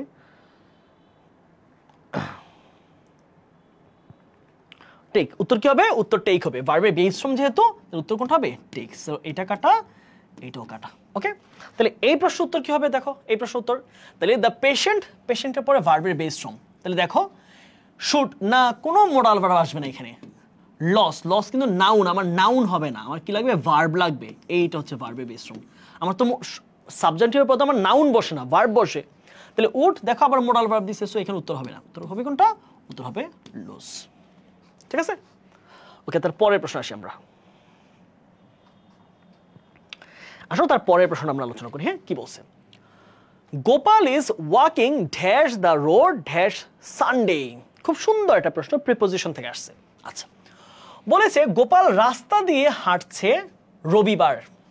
গোপাল কি দিয়ে হাঁটছে? রাস্তা দিয়ে হাঁটছে রবিবার। তাহলে আমরা দেখো কোন বার, রাইট, কোন তারিখ অথবা বারের পূর্বে কোন প্রিপোজিশন বসে, আমরা সেইটা একটু চিন্তা করি। দেখো, তারিখ অথবা বার যদি বোঝায়, তারিখ অথবা বার বোঝালে প্রিপোজিশন বসে হচ্ছে অন। হ্যাঁ, অপর দিকে সেটা যদি মাস, বছর বা সাল বোঝায়, কোন সাল বোঝায়, তাহলে প্রিপোজিশন বসে কি? অথবা অথবা ঋতু, মাস, বছর বা ঋতু, মাস, বছর বা ঋতু, এই তিনটার ক্ষেত্রে প্রিপোজিশন হচ্ছে ইন। খুব মনোযোগ দিয়ে বোঝো। বলেছি যে বার, হ্যাঁ, স্যাটারডে, সানডে, মানডে, অথবা যে কোনো তারিখ, 21 ফেব্রুয়ারি, 16 ডিসেম্বর, 26 মার্চ, যে কোনো তারিখের পূর্বে প্রিপোজিশন কি বসবে? অন। তার মানে এই জায়গায় উত্তর কি পাচ্ছি আমরা? অন। ফাইন, তাহলে উত্তর অন কোথায় কোথায় আছে? শেষেরটা, তাহলে এখানে নাই, এটা বাদ, এখানে নাই, এটা বাদ, তাহলে আমার এইটা অপশন, এইটা অপশন। এইবার আসো আমরা দ্বিতীয় উত্তরটা করি। তাহলে এখানে আমার অপশন হাতে আছে অন আছে, আমার অপশন অ্যাক্রস আছে। আচ্ছা, এবার চিন্তা করো, প্রশ্ন হচ্ছে অ্যাক্রস কোন জায়গায় বসে, এইটা বোঝার চেষ্টা করো। অ্যাক্রস কোন ক্ষেত্রে বসে? যেমন ধরো এইটা হচ্ছে একটা ফিল্ড, হ্যাঁ, এটা হচ্ছে একটা মাঠ, হ্যাঁ, এটা হচ্ছে খেলার মাঠ। তাহলে এই খেলার মাঠের মাঝখান দিয়ে হচ্ছে, এই পাশ হচ্ছে গ্রাম, চিন্তা করো, এই পাশে হচ্ছে গ্রাম, পল্লী, এই পাশে মানুষটা গ্রামের মাঝখান দিয়ে এদিকে হচ্ছে বাজারে যায়, এদিকে যায়, এখানে ধরো বাজার বসে। হ্যাঁ, তাহলে এটা হচ্ছে কি? বাজার, বাজার। আর এইটা কি? আমাদের গ্রাম।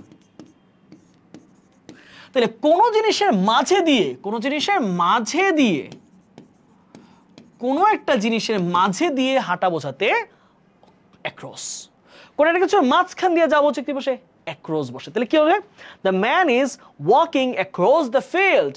লোকটা মাঠের মাঝখান দিয়ে হেঁটে যাচ্ছে। তাহলে কোন জিনিসের ভিতর দিয়ে, মাঝখান দিয়ে যদি যাওয়া বোঝায়, ক্রস করে যাওয়া বোঝায়, তাহলে হবে অ্যাক্রস। বুঝে গেল? Across the field, across the playground, across the room, রোমের ভিতর দিয়ে, প্লেগ্রাউন্ডের ভিতর দিয়ে, মাঠের ভিতর দিয়ে। আচ্ছা, তাহলে রাস্তার কি ভিতর দিয়ে যাওয়া যায়, হাঁটা যায়? না, রাস্তার পাশ দিয়ে, রাস্তার উপর দিয়ে হাঁটা বোঝায়, রাইট? আমরা রাস্তার উপর দিয়ে হাঁটি, তাহলে তাহলে এইটা কি হবে? অ্যাক্রস। আর অপর দিকে চিন্তা করো, এইটা হচ্ছে একটা রাস্তা, হ্যাঁ, এইভাবে হচ্ছে একটা রাস্তা, গ্রামের রাস্তা। একটা মানুষ কি করে? মানুষ হইতে পারে এই জায়গাতে সে হেঁটে হেঁটে যাচ্ছে, রাইট? সে কি এই জায়গা দিয়ে একটা মানুষ হাইটা যাচ্ছে, হ্যাঁ, তাহলে এই যে একটা মানুষ এই দিয়ে হাইটা যাচ্ছে, হ্যাঁ, এইটাকে বলবো কি? On the road, on the road.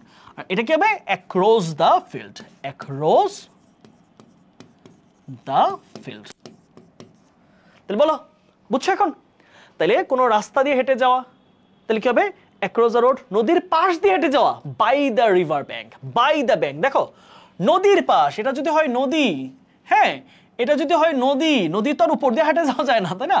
নদীর পাশ দিয়ে যদি মানুষ যায়, হ্যাঁ নদীর পাশ দিয়ে যদি যায়, তাহলে এইটা কি হবে? এইটা হবে হচ্ছে এক মানে by the river, by the river, নদীর পাশ দিয়ে বা বাই দ্য ব্যাংক, নদীর কিনারা দিয়ে। তাহলে আমরা বুঝতে পেরেছি, আমার উত্তর ক্লিয়ার? তাহলে এই তিনটা কনসেপ্ট মনে রাখবা, তাহলে তোমার প্রিপোজিশন আশা করি ঝামেলা হবে না। উত্তর কি হবে? উত্তর হচ্ছে অন এবং অং, একরস হবে না। আসো তার পরের কোশ্চেন আসি আমরা।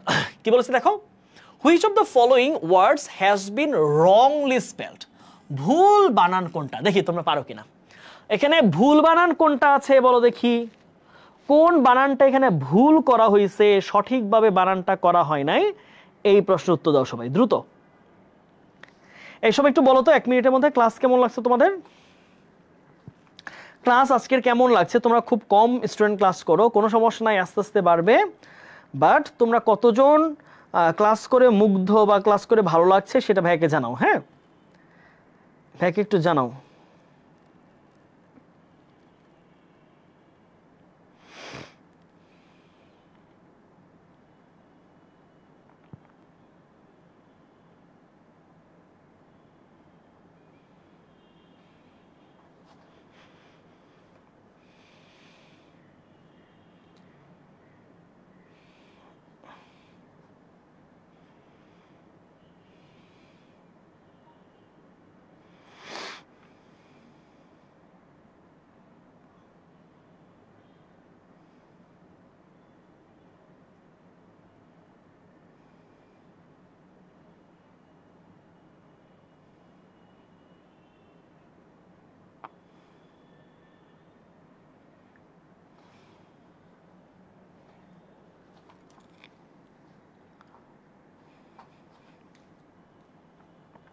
হ্যাঁ আমার তো কমেন্ট আসতেছে না।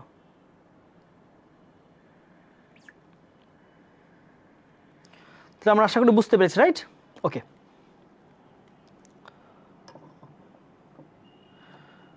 ভাইয়া আমাদের বেসিক দুর্বল, তাই উত্তরগুলো কিছুটা ভুল হচ্ছে, তবে ক্লাস করে স্যাটিসফাইড আলহামদুলিল্লাহ। হ্যাঁ আস্তে আস্তে, হ্যাঁ তোমরা একটু যেটা করবে আমাদের সাথে ফ্লোতে যখন থাকবা তখন ধীরে ধীরে তোমার বেসিকটা বিল্ড আপ হবে। সো বেসিক বিল্ড আপে একটু টাইম লাগবে অবশ্যই। ওকে, তাহলে এবার আসি আমরা রংলি, ভুল বানান কোন জায়গায় করা হয়েছে। দেখো আমরা একটু ভুল বানান দেখি। নওজাস মানে হচ্ছে বমি বমি ভাব, নওজাস বানানটা ঠিক আছে, হ্যাঁ NAUSEOUS, নওজাস ঠিক আছে, তাহলে এটা উত্তর ভুল না। সেন্টিমেন্টাল সংবেদনশীল, SENTIMENTAL, সেন্টিমেন্টাল, তাও ঠিক আছে। লিকুইফাই, লিকুইফাই শব্দ অর্থ হচ্ছে তরলে রূপান্তরিত করা, বরফকে তরলে রূপান্তরিত করা, ঠিক আছে? তাহলে লিকুইফাই তাও ঠিক আছে, LIQUEFY, লিকুইফাই, লিকুইফাই মানে কি? তরলে রূপান্তরিত করা। আর ম্যানিস্কিউল, ম্যানিস্কিউল শব্দটা আসলে নাই ডিকশনারিতে, হ্যাঁ ওয়ার্ডটা ছিল হচ্ছে মিউনিস্কিউল, হ্যাঁ MINUSCULE, হ্যাঁ অর্থ হচ্ছে ক্ষুদ্র, অর্থ কি? ক্ষুদ্র।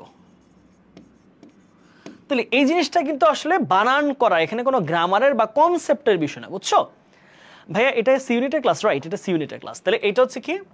এটা হচ্ছে আমাদের মাইনাসকিউল, অর্থ হচ্ছে ক্ষুদ্র। তাহলে উত্তর হবে হচ্ছে ডি নাম্বার। সো বাকি সবগুলো উত্তর আমাদের ভুল অবস্থায় আছে। Choose the correct synonym of indifferent. সবাই এই উত্তরটা করো, হ্যাঁ খুবই ইজি একটা কোয়েশ্চেন। হ্যাঁ দেখো কি বলছে, ইনডিফারেন্ট। ইনডিফারেন্ট শব্দের অর্থ কি বলতো? ইনডিফারেন্ট, দেখো দুইটা ওয়ার্ড মনে রাখো, ডিফারেন্ট, ডিফারেন্ট হচ্ছে ভিন্ন, হ্যাঁ ভিন্ন। ডিফারেন্ট শব্দ অর্থ কি? ভিন্ন। কিন্তু শব্দটা যদি হয় ইনডিফারেন্ট, ইনডিফারেন্ট,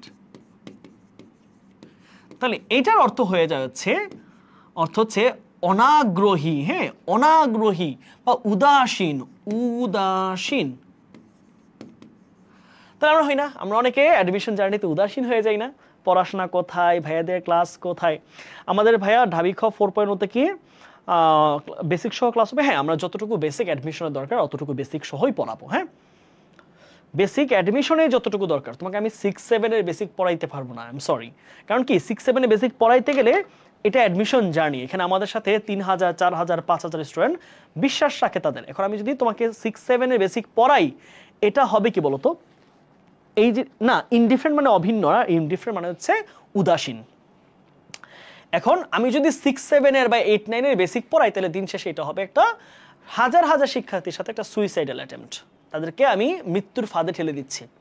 অ্যাডমিশন জার্নি আমি বেসিক সবই পড়াবো যেটুকু আমার ক্লাসের জন্য প্রয়োজন, but it doesn't mean that I will teach you the topics of class 6, 7, 8 or 9. I must clear the basics of your admission journey and that you require for admission test, for understanding the concept of admission test. I'll surely provide you the lectures. কিন্তু সেটা এই না যে 6, 7, 8, 9 এর পড়াবো, ঠিক আছে? অবশ্যই আমরা ওই টপিকগুলো গুরুত্ব দিয়ে পড়াবো, বাট এটা কখনোই 6, 7 এর কনসেপ্ট না। তাহলে উদাসীনের কি বলেছে? সিনোনিম। তো দেখো, সিমিলার একই রকম, কন্ট্রাস্টিং বিপরীত, ওয়ার্ডটা কি ছিল? ইনডিফারেন্ট সিনোনিম তো অ্যাপেথিক ছিল, হ্যাঁ অ্যাপেথিক ছিল, অ্যাপেথিক, হ্যাঁ অ্যাপেথিক। অ্যাপেথিক মানে হচ্ছে উদাসীন। অ্যাপেথিক শব্দের অর্থ কি? উদাসীন। কোনো জিনিসের খেয়াল থাকে না, কোনো জিনিসের প্রতি কোনো নজর থাকে না, কোনো জিনিস কখন হচ্ছে কখন যাচ্ছে কিছুই মাথায় থাকে না, এটাকে বলা হচ্ছে অ্যাপেথিক। তাহলে সিনোনিম কি হবে? অ্যাপেথিক। তাহলে উদাসীন। তাহলে অ্যাপেথিক এবং ইনডিফারেন্ট দুইটা শব্দের অর্থ হচ্ছে উদাসীন। এইচএসসি 26 ক্লাস করতে পারবো কি? হ্যাঁ ক্লাস করো, ক্লাস করতে কোনো মানা নেই, ক্লাস করতে কোনো মানা নেই, শেখার ক্ষেত্রে কোনো বারণ নেই। চলো ওকে, আরেকটা word, choose the correct antonym of the word notable. Notable মানে কি বলতো? নোটেবল শব্দের কি চেয়েছে বলতো? অ্যান্টোনিম। এই দেখো, তোমরা অনেকে কিন্তু মাথায় রাখো না, প্রশ্নে কি চাইছে? প্রশ্নে চাইছে সিনোনিম, তুমি উত্তর দিয়ে দাও অ্যান্টোনিম। প্রশ্নে চাইছে অ্যান্টোনিম, তুমি উত্তর দিয়ে দাও সিনোনিম। আবার প্রশ্নে বলে হুইচ ইজ নট সিনোনিম, মানে কোনটা সিনোনিম নয়। আর প্রশ্নে বলা থাকে which is not antonym, not শব্দটা অনেকে খেয়াল করে না। সো প্রশ্নে কি চাইছে সেটা সবার আগে বুঝতে হবে। আসো, বলেছে নোটেবল শব্দের বিপরীত শব্দ কি? দেখো, নোটেবল মানে কি? নোটেবল শব্দের অর্থ হচ্ছে উল্লেখযোগ্য। উল্লেখযোগ্য হতে পারে, এটা হতে পারে গুরুত্বপূর্ণ হতে পারে। তাহলে কোনটা হবে বলো? কোনটা যায় এখানে? ইনসিগনিফিক্যান্ট। তাহলে এটা অর্থ যদি গুরুত্বপূর্ণ হয়, তাহলে এটা বিপরীত কি হয়? প্রথমটা হয়ে যায় না অগুরুত্বপূর্ণ। ইনসিগনিফিক্যান্ট কি? অগুরুত্বপূর্ণ। তাহলে প্রথমটাই মনে হয় উত্তর হয়ে যায়। রিমার্কেবল, স্মরণীয়, মনে রাখার মতো, উল্লেখযোগ্য। ইলাস্ট্রেস অর্থ হচ্ছে গুরুত্বপূর্ণ, খুব উল্লেখযোগ্য জিনিস। ইম্পার্শাল মানে হচ্ছে কি বলে, পক্ষপাতহীন। তাহলে এটা মিলে না। তাহলে উত্তর হবে কোনটা? উত্তর হবে আমাদের এটা। Okay, he was angry dash me for no reason. Okay, বলো কি হবে? হ্যাঁ কি হবে বলো? আমরা মোটামুটি 9টা পর্যন্ত আমাদের ক্লাস চলবে। বলো 9টার মধ্যে আমি যেটুকু শেষ করতে পারি, ঠিক আছে? আমরা মোটামুটি 1.5 ঘন্টা টাইম রাখবো। 1.5 ঘন্টার মধ্যে আমরা যেটুকু শেষ করতে পারি। বলো কি হবে? হি ওয়াজ অ্যাংরি, এটা একটা অ্যাপ্রোপ্রিয়েট প্রিপোজিশন থেকে আসা প্রশ্ন। সে আমার উপরে রাগান্বিত হয়েছিল ফর নো রিজন, কোনো কারণ ছাড়া। এটা কে কার উপর বলতো? তৌহিদ আফ্রিদি রাহির উপর রাগান্বিত হয়েছিল কোনো কারণ ছাড়া, তাকে মারছিল। যাই হোক, তাহলে he was angry dash me for no reason. খেয়াল করো, কারো উপরে রাগ বা রাগান্বিত হওয়া, কারো উপরে রাগ বোঝায় কি দিয়ে? Angry with someone. Angry with someone, angry with, কারো উপর রাগ বোঝায় কি দিয়ে? Angry with someone. I am angry with you, I am angry with my friend, I am angry with him, angry with her, angry with the, যে কোনো ব্যক্তি যদি হয় তাহলে অ্যাংরি উইথ হবে। তাহলে উত্তর কি হবে? Angry with. এটা অ্যাপ্রোপ্রিয়েট প্রিপোজিশন থেকে আসছে, কারো উপর রাগ বোঝাতে angry with. I am angry with you. তারপর আসি, I bumped dash one of my school friends at Shabak yesterday. গতকাল আমি শাহবাগে আমার এক বন্ধুর সাথে হঠাৎ করে দেখা হয়ে গেছে। হ্যাঁ, সুন্দর একটা গ্রুপ ভার্ব আছে। বলো তো কি গ্রুপ ভার্বটা? এটা গ্রুপ ভার্ব থেকে প্রশ্ন আসছে। প্রশ্ন হচ্ছে বাম্প, হ্যাঁ বাম্প ইনটু, হ্যাঁ এইটা একদম হুবহু ক্যামব্রিজ ডিকশনারি থেকে দিছে, হ্যাঁ, ক্যামব্রিজ থেকে। হ্যাঁ, এটা যে বছর পরীক্ষা আসছিল এই বছর আমি প্রশ্নগুলো মিলাইছিলাম। সো আমার কাছে বেশ ইন্টারেস্টিং লাগছে যে হুবহু এইরকম একটা প্রশ্ন শুধু শাহবাগ দেয় নাই, ক্যামব্রিজ তো শাহবাগ নাই, তো ক্যামব্রিজ ডিকশনারিতে এইরকম একটা সেন্টেন্স দিয়ে দিছে, হুবহু এইরকম একটা সেন্টেন্স দিছে, জাস্ট এটা এখানে দিয়ে দিছে। জাস্ট শাহবাগের জায়গা ওইখানে হয়তো কোনো একটা জায়গা ছিল, ওয়েস্টমিনিস্টার ছিল অথবা যে কোনো একটা জায়গার নাম ছিল। তো দেখো বাম্প ইনটু অর্থ হচ্ছে অপ্রত্যাশিতভাবে দেখা হয়ে যাওয়া, অপ্রত্যাশিত দেখা, অপ্রত্যাশিতভাবে দেখা হওয়া, অপ্রত্যাশিতভাবে কারোর সাথে দেখা হওয়া। কি বলছে দেখো, I bumped into one of my school friends, আমার একটা স্কুল বন্ধুর সাথে হঠাৎ করে দেখা হয়ে গেছে। দেখো তোমাদের একটা মজার ঘটনা বলি, হ্যাঁ, একটা ছোট্ট বাট মজার ঘটনা তোমাদেরকে বলি। হ্যাঁ, আজ থেকে আরো কিছুদিন আগে, হ্যাঁ, আরো মনে হয় ধরো ক্লাস না 9টায় হওয়ার কথা না সাদিহা, এটা তোমাদের বি ইউনিটের ক্লাস না, বি ইউনিটের ক্লাস আগামীকাল 9টায়, 28 তারিখ, আজকে কিন্তু 27 তারিখ, আজকে সি ইউনিটের ক্লাস। ওকে, দুশ্চিন্তা করো না, আগামীকাল রাত 9টায় ক্লাস হবে। তো এখন আমি আমার যে আমি গ্রামে ঘুরতে গেছি, বুঝছো, মুন্সিগঞ্জে। তো ওইখানে আমার হঠাৎ করে আমি সিএনজিতে আছি, বুঝছো, মুন্সিগঞ্জ মানে হচ্ছে আমার জেলার দাউদকান্দির ওই পাশ, একদম এই পাশটা, হ্যাঁ, ব্রিজের এই পারে, সো গজারিয়া বলে এই এলাকাটা। তো আমি রিক্সা দিয়ে যাচ্ছিলাম, বুঝছো, এক জায়গায় বেড়াতে, সন্ধ্যার দিকে, বিকাল 5টা বেজে গেছে তখন, হ্যাঁ, মেঘ মেঘ আকাশে। হঠাৎ করে আমি সিএনজি থেকে দিকে এক দোকান থেকে একটা ছেলে দাঁড়ায় আছে, ছেলেটা আমার দিকে তাকায় আছে, আমি ওই ছেলের দিকে তাকায় আছি। হ্যাঁ, আমি চিন্তাছিলাম না ওর মাথায় চুল নাই, একটু মোটা মোটা, আবার আমি একটু মোটা হয়েছি। সো পরে আমার কলেজের ফ্রেন্ড তাহেরের সাথে দেখা।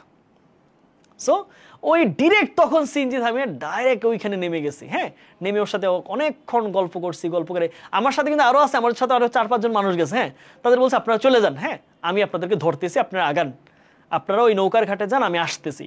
পরে আমার বন্ধুর সাথে বসে গল্প টল্প করে, কথাবার্তা বলে, সুখ দুঃখের আলোচনা করে, লাইফের ইতিহাস জেনে পরে আমি আসছে, ফোন নাম্বার নিয়ে ছবি টবি তুলে। সো এইটাকে বলা হয় বাম্প ইনটু, আনএক্সপেক্টেডলি দেখা হয়ে যাওয়া, ফোন নাই, কল নাই, দেখা নাই, জানা নাই, চিঠি নাই, হুট করে দেখা হয়ে গেল, that is call bump into. বোঝা গেল? ক্লিয়ার?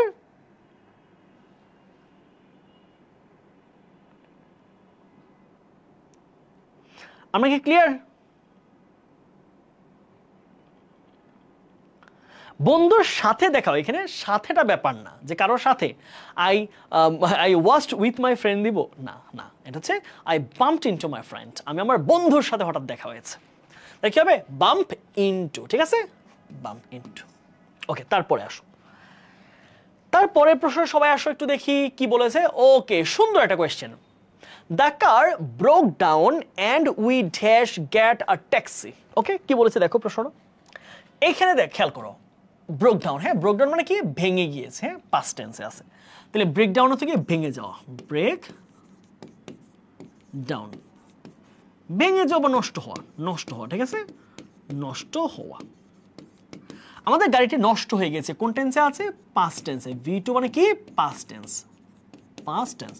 তাহলে খেয়াল রাখবা, আমাদের এন্ডের আগের ক্লজটা যদি পাস্টে হয় তাহলে তার পরের ক্লজটা কিসে হবে? এটা পাস্ট টেন্সে হবে।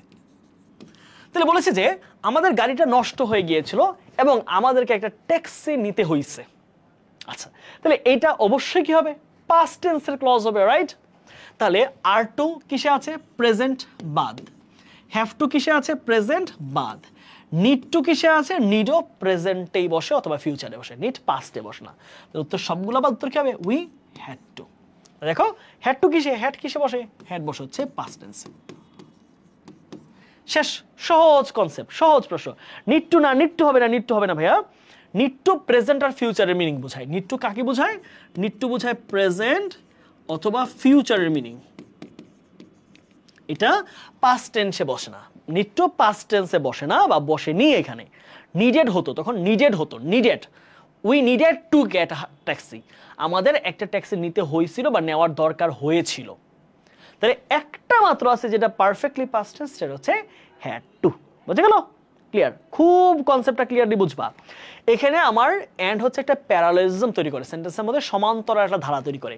তাহলে এন্ড এর আগের ক্লজটা যদি পাস্ট টেন্সে হয় এন্ড এর পরের ক্লজটা কি হবে পাস্ট টেন্সে, এন্ড এর আগের ক্লজটা যদি প্রেজেন্ট হয় পরের ক্লজটা প্রেজেন্ট বা ফিউচারই হবে, বুঝে গেল? সো সেই অনুযায়ী আমাদের এখানে যদি পাস্ট, এখানে পাস্ট লাগবে, তাহলে একমাত্র পাস্টে আছে হচ্ছে হ্যাড টু, তাহলে বাকি কোনোটাই কিন্তু পাস্টে নাই। আর to, have to, need to এগুলা কোনোটাই পাস্টে বসে না। ক্লিয়ার এখন? ওকে, এখন আসি আমরা তার পরের কোশ্চেনে। কি বলছে?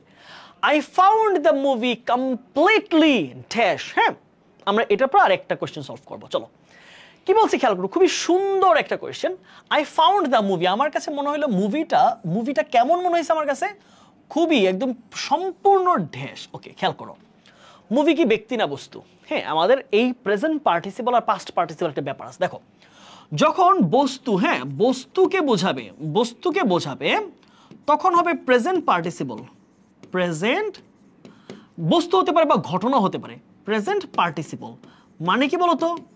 মানে হচ্ছে ভার্বের সাথে আইএনজি, ভার্বের সাথে আইএনজি যুক্ত ফর্ম। অ্যাডজেক্টিভ অবশ্যই, সেটা অবশ্যই অ্যাডজেক্টিভ বোঝায়, কিন্তু সেটা যদি বস্তু না হয় ব্যক্তির কথা বোঝায়, ব্যক্তি, হ্যাঁ, ব্যক্তির ক্ষেত্রে কিন্তু প্রেজেন্ট পার্টিসিপল নয়, ব্যক্তির ক্ষেত্রে হচ্ছে পাস্ট পার্টিসিপল। পাস্ট পার্টিসিপল, সেটা কি হবে? V3 হবে। তাহলে ভাইয়া আপনি যা বলছেন ওকে, লেখা তো বুঝলাম, ফাইন, কিন্তু আমার কনসেপ্ট ক্লিয়ার হয় নাই। চলো আমরা একটু কনসেপ্টের উপর গুরুত্ব দিই আবার। হ্যাঁ, কি বলছে আবার খেয়াল করো। যদি ভাই ব্রেকডাউন হতো, ব্রেকডাউন না হয়ে এটা ব্রেকস ডাউন হয়েছে, যেহেতু কার ছিল থার্ড পারসন সিঙ্গুলার, তার ব্রেকস ডাউন। হ্যাঁ, তখন উই নিড টু হইতো, তখন উই নিড টু হইতে পারতো, অথবা উই আর টু হইতে পারতো, তখন প্রেজেন্টে ছিল। উই হ্যাভ টু হইতে পারতো, তখন সবগুলো হইতো। আচ্ছা, এবার আসো ভাইয়া, এই জিনিসটা বুঝি নাই। কি বললেন ভাইয়া? যদি বস্তু হয়, বস্তু হলে তাহলে কি হবে? Present participle. আর যদি ব্যক্তি হয় সেক্ষেত্রে হবে পাস্ট পার্টিসিপল। ভাই এই জিনিসটা আমার ক্লিয়ার না, চলো আমরা একটু ক্লিয়ার করি উদাহরণ দিয়ে। হ্যাঁ, খেয়াল করো, যেমন ধরো আমরা বললাম যে ইন্টারেস্ট, হ্যাঁ, এই শব্দটা নিলাম, বললাম যে দ্য মুভি ওয়াজ ইন্টারেস্ট। হ্যাঁ, তোমরা যোগ করবা কোনটা কি হবে? ইন্টারেস্ট পর্যন্ত আমি বললাম, এরপরে তোমরা অ্যাড করো, কি দিবা? আর বললাম যে আই ওয়াজ ইন্টারেস্ট, অ্যাড করতে হবে কোথাও টিং আইএনজি, কোথাও ইডি অ্যাড করতে হবে। বলো তোমরা কোনটা কি করবে? আমি আগ্রহী ছিলাম, ছবিটা সুন্দর ছিল, ছবিটা চমৎকার ছিল, কি হবে বলো? এটা ক্লাসের ক্লাস অ্যাডমিশন সি ইউনিট, এটা সি ইউনিটের ক্লাস। হ্যাঁ, সি ইউনিটে অ্যাডমিশন, তবে যে কেউ করতে পারো। ক্লাসের টপিকগুলো তো তোমরা বি ইউনিটে পড়বা, তাই না? সো যে কেউ করতে পারো ক্লাস। তাহলে একটু মিলাও, এখানে কি হবে? এটা মিলাইতে পারলে তোমার এই টপিক বোঝা শেষ।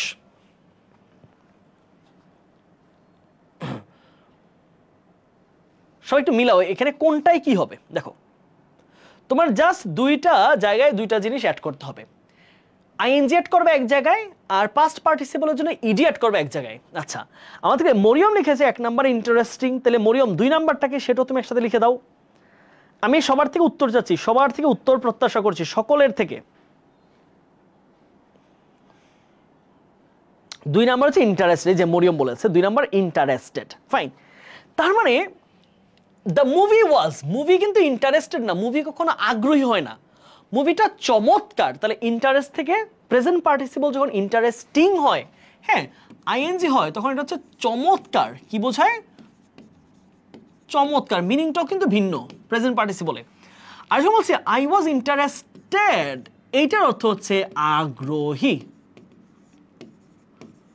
আমি আগ্রহী ছিলাম। তাহলে ব্যক্তির ক্ষেত্রে দেখো, ব্যক্তির ক্ষেত্রে কি হয়? Past participle. আর বস্তুর ক্ষেত্রে কি হয়? মুভি। বস্তুর কি হয়? Interesting present participle. সো এই কনসেপ্ট মনে রাখলে এই উত্তর করা আমার কাছে মনে হয় সহজ। I found the movie completely, তাহলে মুভিটা কেমন ছিল? মুভিটা কেমন ছিল, তাহলে বস্তু যেহেতু, তাহলে কি হবে? ভার্বের সাথে আইএনজি যুক্ত হবে। তো উত্তর কোনটা হবে? ভার্বের সাথে আইএনজি, এনগ্রসিং। এনগ্রসিং, একদম মুগ্ধ করা, মনোমুগ্ধ করা, আচ্ছন্ন করে ফেলা, মুগ্ধ করা, এনগ্রসিং। ইন্টারেস্টিং এর মতো কাজ করে শব্দটা, ঠিক আছে? ওকে, লাস্ট কোয়েশ্চেন আজকের মতো আমাদের। চলো লাস্ট প্রশ্ন আমরা কিছু আলোচনা করি। When the guests arrived, they dash lunch. বলেছে খেয়াল করো যে when the guests arrived, যখন যে অতিথিরা আসলো, they dash lunch, তখন তারা দুপুরে খাবার খাচ্ছিল। দেখো খুব সুন্দর কনসেপ্ট। অতীতে যখন একটা কাজ চলমান থাকা অবস্থায় আরেকটা নতুন ঘটনা ঘটে। রাতিম কি অবস্থা, ভালো আছো? অতীতে যখন একটা ঘটমান চলছিল, একটা ঘটনা, ঘটমান না ঘটনা, অতীতে যখন একটা ঘটনা চলছিল অবস্থায় ছিল, অর্থাৎ চলছিল, ওই টাইমে আরেকটা কিছু ঘটছে, ওই সময় আরেকটা কিছু ঘটেছে। হ্যাঁ, এই যে দুইটা ঘটনার যে সংমিশ্রণ, হ্যাঁ, এইটাকে আমরা পাস্ট টেন্সে একটা কোলাবোরেশন রাখতে পারি। দ্যাট ইজ, তাহলে অতীতে দুইটা কাজ, রাইট? তাহলে অতীতে যেটা চলছিল, যেই কাজটি চলছিল, যে কাজটা চলতেছিল তখন, সেটা হচ্ছে পাস্ট কন্টিনিউয়াস। আর দুই নাম্বার হচ্ছে নতুন করে যে কাজটা ঘটছে, নতুন করে যেটি ঘটেছিল, হ্যাঁ, নতুন করে, এটা নোট করে রাখো, এটা অ্যাডমিশনে প্রায় পরীক্ষায় প্রশ্ন আসে। নতুন করে যেটি ঘটেছিল ওই চলমান অবস্থায়, এটা চলমান অবস্থায় যেটা হঠাৎ করে ঘটছে, যেটি ঘটেছিল, সেটা কি হবে বলতো? সেটা হবে হচ্ছে past indefinite. Past indefinite.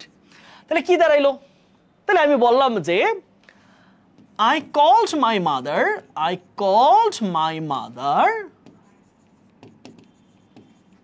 when she was cooking.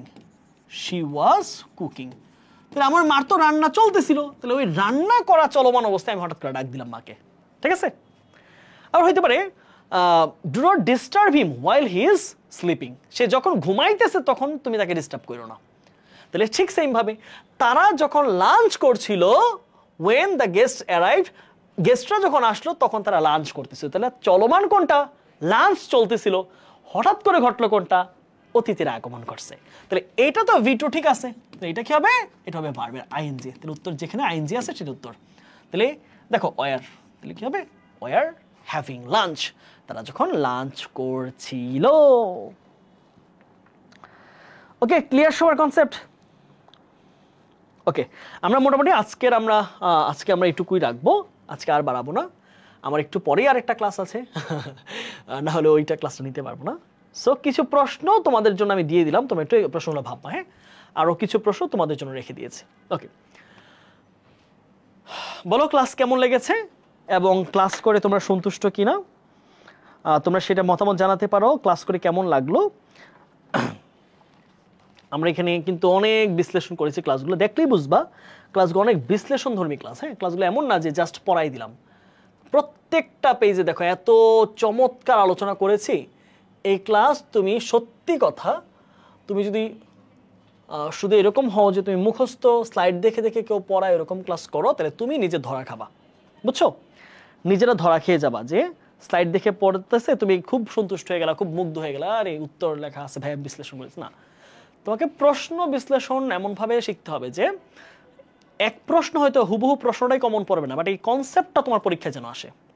এবং আমরা এমনভাবেই পড়াবো, এত অ্যানালাইসিস করেই পড়াবো, ঠিক ওই প্রশ্নটা, ওই কনসেপ্টটা তোমার পরীক্ষায় আসবে এবং তুমি এটা উত্তর করতে পারবা। মাস্ট এটা বলছি আমরা মিশন FBS আমরা এতটুকুই জোর দিয়ে কথা বলতেছি যে আমাদের এবছর প্রোগ্রাম হবে রিভলিউশনারি।